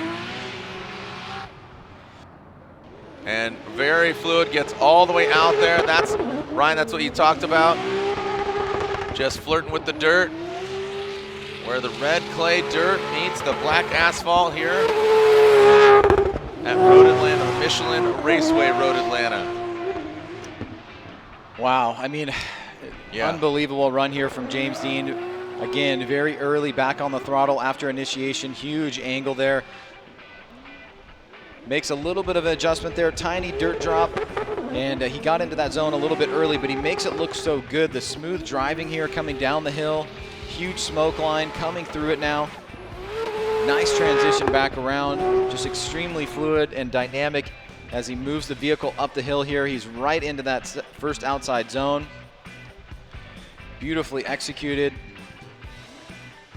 And you know, you hope these are the exact conditions that we have tomorrow for top 32 and top 16. Oh man, everybody cross their Cross fingers, your cross fingers. your toes, cross your legs, cross your arms. A 96. So a 96 and a 95. 2 very respectful scores as we now move into top 10 seated drivers.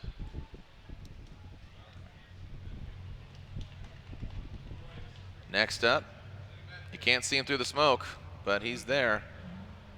The Borla Falcon Tire Chevrolet Corvette. The Beast from the Bay, Matt Field. Initiates, locks up, back wheels, big handbrake pull there, now comes in to the first outer zone. The second working it out, definitely utilizing those heat wave sunglasses. Now into this final front clip. There goes Matt Field. He had a 91, Ryan, on his first run. I think he played this initiation a bit better here too. A bit more feathering of the e-brake, still getting back early on the throttle. It was a great snap. The rate to angle on initiation was awesome. The line he's drawing here, coming up into outside zone 2, pretty good. Maybe could have been a half step deeper there and a little bit tighter that inside clip, but you know, we're just nitpicking now because he's already got that great score of a 93. This is certainly going to be in that ballpark. And Field, as he continues the development of that vehicle, very confident. He's already got some podiums, and he is chasing down, as the rest of the field are, the best position that they can achieve here at Road Atlanta. This is one of the most beloved tracks in from all the drivers, so always a podium here is just a beautiful thing to have. I know a lot of the Pro 2 drivers, it's a dream to drive here. So an 84 for Matt Field. But yeah, I know the sentiments for even the pro drivers. They love driving this track, but it's just kind of a special place in the drifting world and drifting history. Daijiro Yoshihara, he's been here since day 1, 2004. Here we are 16 years later. And Daijiro Yoshihara still competing among the best drifters in the world. Daijiro Yoshihara Turn 14 distribution, Falcon tires, Subaru BRZ, this turbocharged LS under the hood. As Dai with a 93.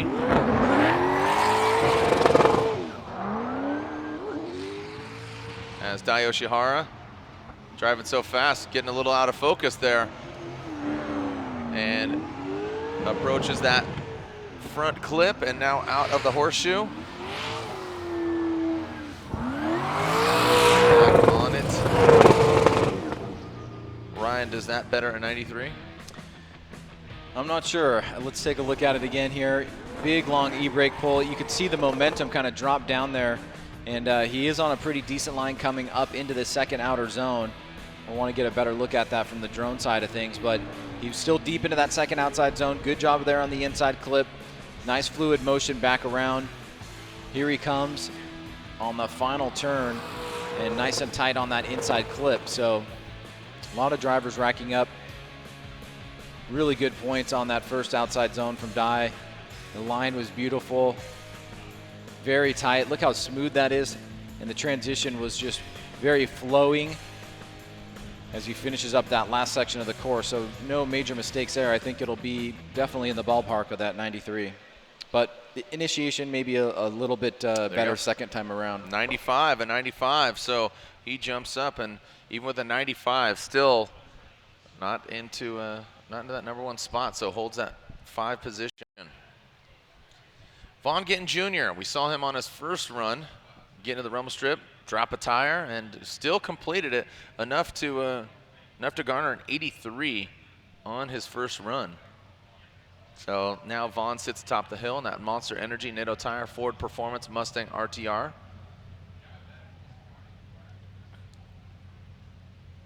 Vaughn waits atop the hill, waits for the smoke, and so again, can Vaughn keep those Nitto tires underneath his vehicle? The rumble strip literally did that, stripped off his tire, and now comes in up the hill. Looks like he avoids the rumble strip, getting so deep, but really right on that line, running through the gears, and actually just plows over that front clip into the keyhole, and transitions out a lot cleaner. And I believe he's going to have a better score than an 83. I think he will. I mean, the biggest mistake that I saw that was noticeable was inside clip 2. But from this onset, he was aggressive on the initiation. He got back on throttle early, draws a good line here on outside zone 1, outside zone 2. Fairly well executed. Right here, just a little bit tight on that second inside clip, but driving with great momentum. Watch these transitions back and forth. Boom. Nice snap right there. Holds it. Very quick. Yeah, that was sick. Let's watch this from outside zone 2, bringing it in. He's a little bit tight there. Yeah, he make a correction. He makes a correction, a little bit of adjustment. So that's going to be angle and a little bit of line on that sector. But still, I think it will be above the 83. Judges are in 86, so just a little bit above, as you said, an 86. So 22nd position for Vaughn Gittin Jr. Next up, Justin Pollock. Now Pollock had an 86 as well on his first run. And then right after him is Chelsea Denofa, the RTR teammate of Vaughn Gittin Jr., and he is currently sitting on a goose egg. That means it's an incomplete run. Hopefully the RTR team worked it out, as Denofa had just an exciting time in Orlando. And here comes Justin Pollock. So it's all Justin Pollock right now. Roush Performance Falcon tires, Ford Mustang. See if you can find that hot line. Big angle there from him. Seems like he's feeling a little bit more possessed here on his second run. A lot more fluid. Remember, he backed it in and then powered out. Seems like he's finding that sweet spot here on the second run. And running all the way through, Ryan, an 86 on his first run. Yeah, JTP, again, second run, very consistent. Notice how when he initiates, he lets the car float out. He uses very little e-brake there, and he gets right back on it. Does a great job there from outside zone 1 to outside zone 2. Car is squatting, doing the right things, hitting that inside clip. Good transition here. No major mistakes from JTP. And a second run in the books, looking good.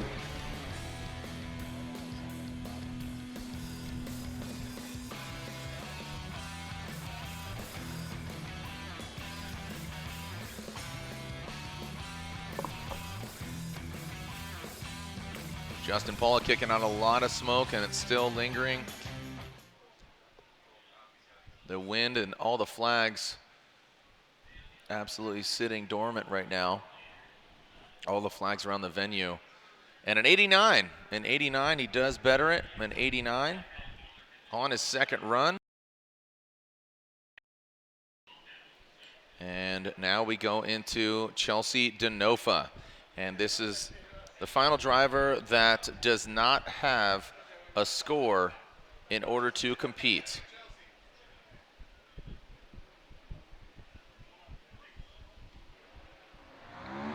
And here we go. Chelsea Denofa, BC Racing, Hidden Tire, Ford Performance Mustang RTR. Looks like the car is back up to snuff right from jump into that second outer zone.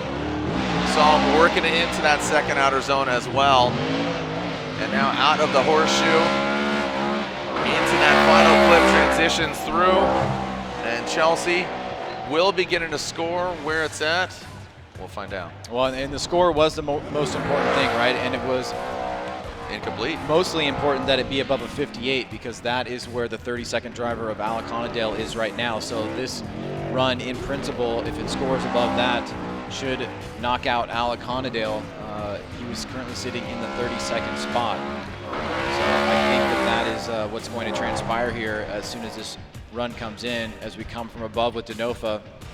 After the incomplete, comes back with the pressure on, does a really good job of execution here, puts the car in the right places. Great job on that inside clip coming down the hill, and just really getting a great vantage point here of how he was driving through that course. A lot of speed and not buckling under the pressure. And a 98, look at that. He goes from 0 to hero. A 98 from Chelsea Denofa. Wow. Ryan, did you expect that?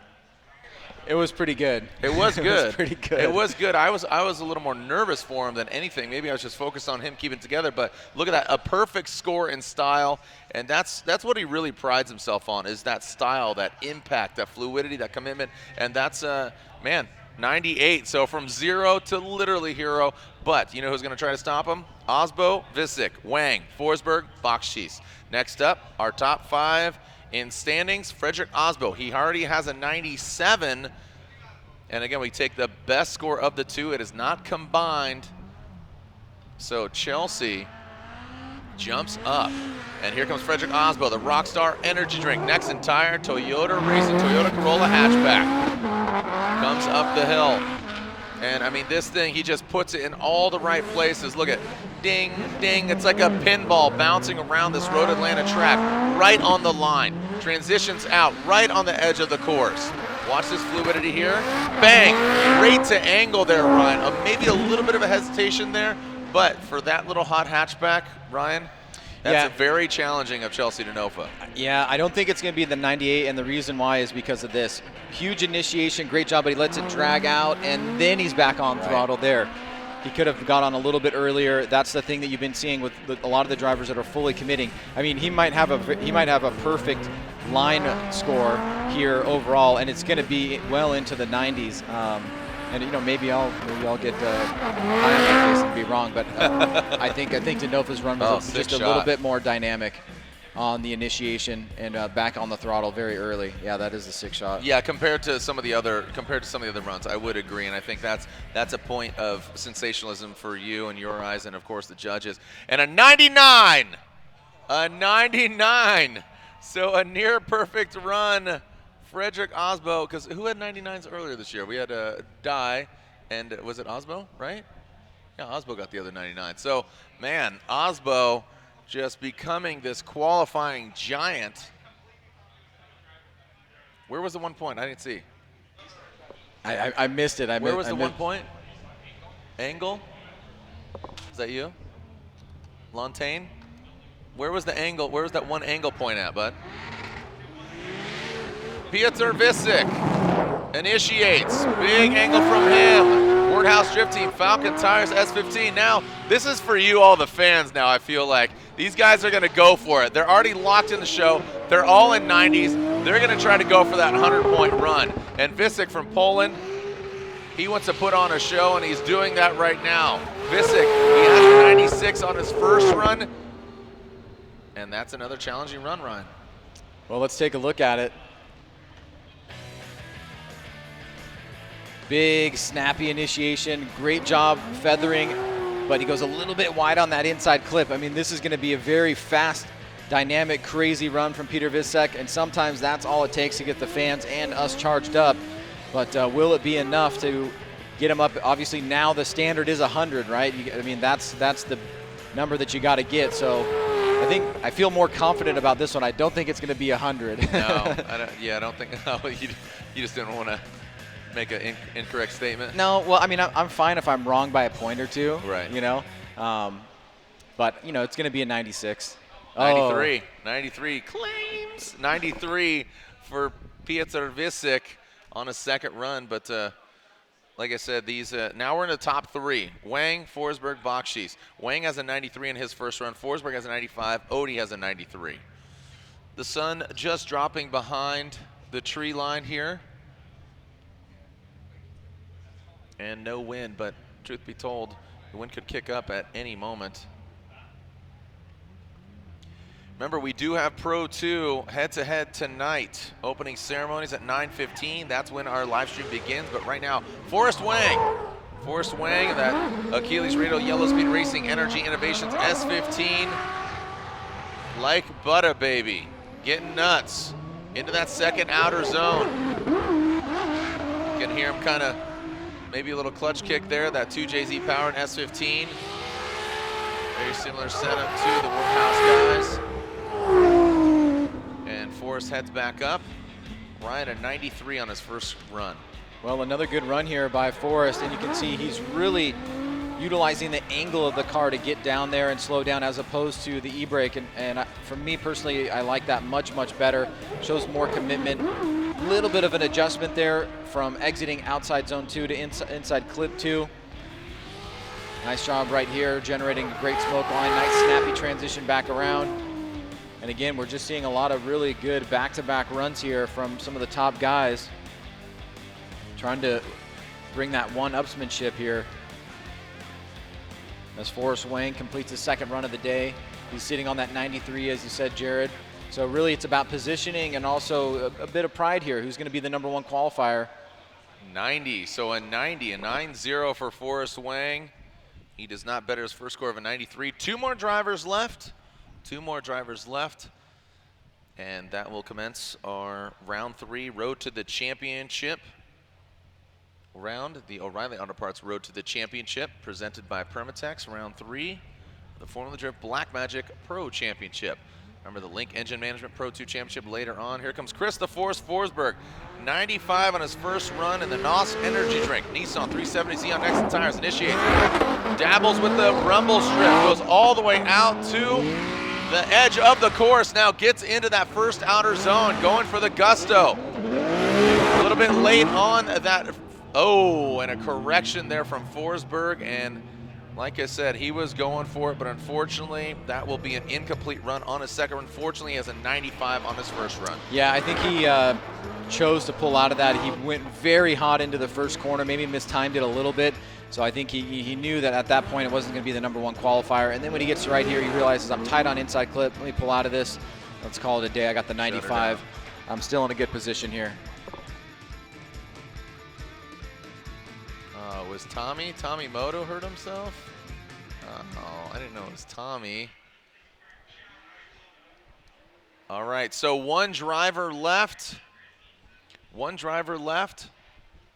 Here at the O'Reilly Auto Parts Road to the Championship. And there it is.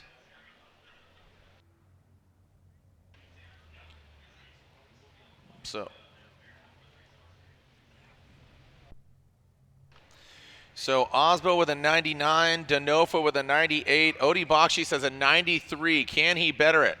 If he gets even a 99, Osbo will be our Black Magic Top Qualifier Award winner once again. Here we go. Odi Bakshis, Falcon Tires, wheel suspension, S14. Coming up the hill, the infamous horseshoe, being approached by our points leader, back-to-back winner in Long Beach and in Orlando. Can he do it again here in Atlanta?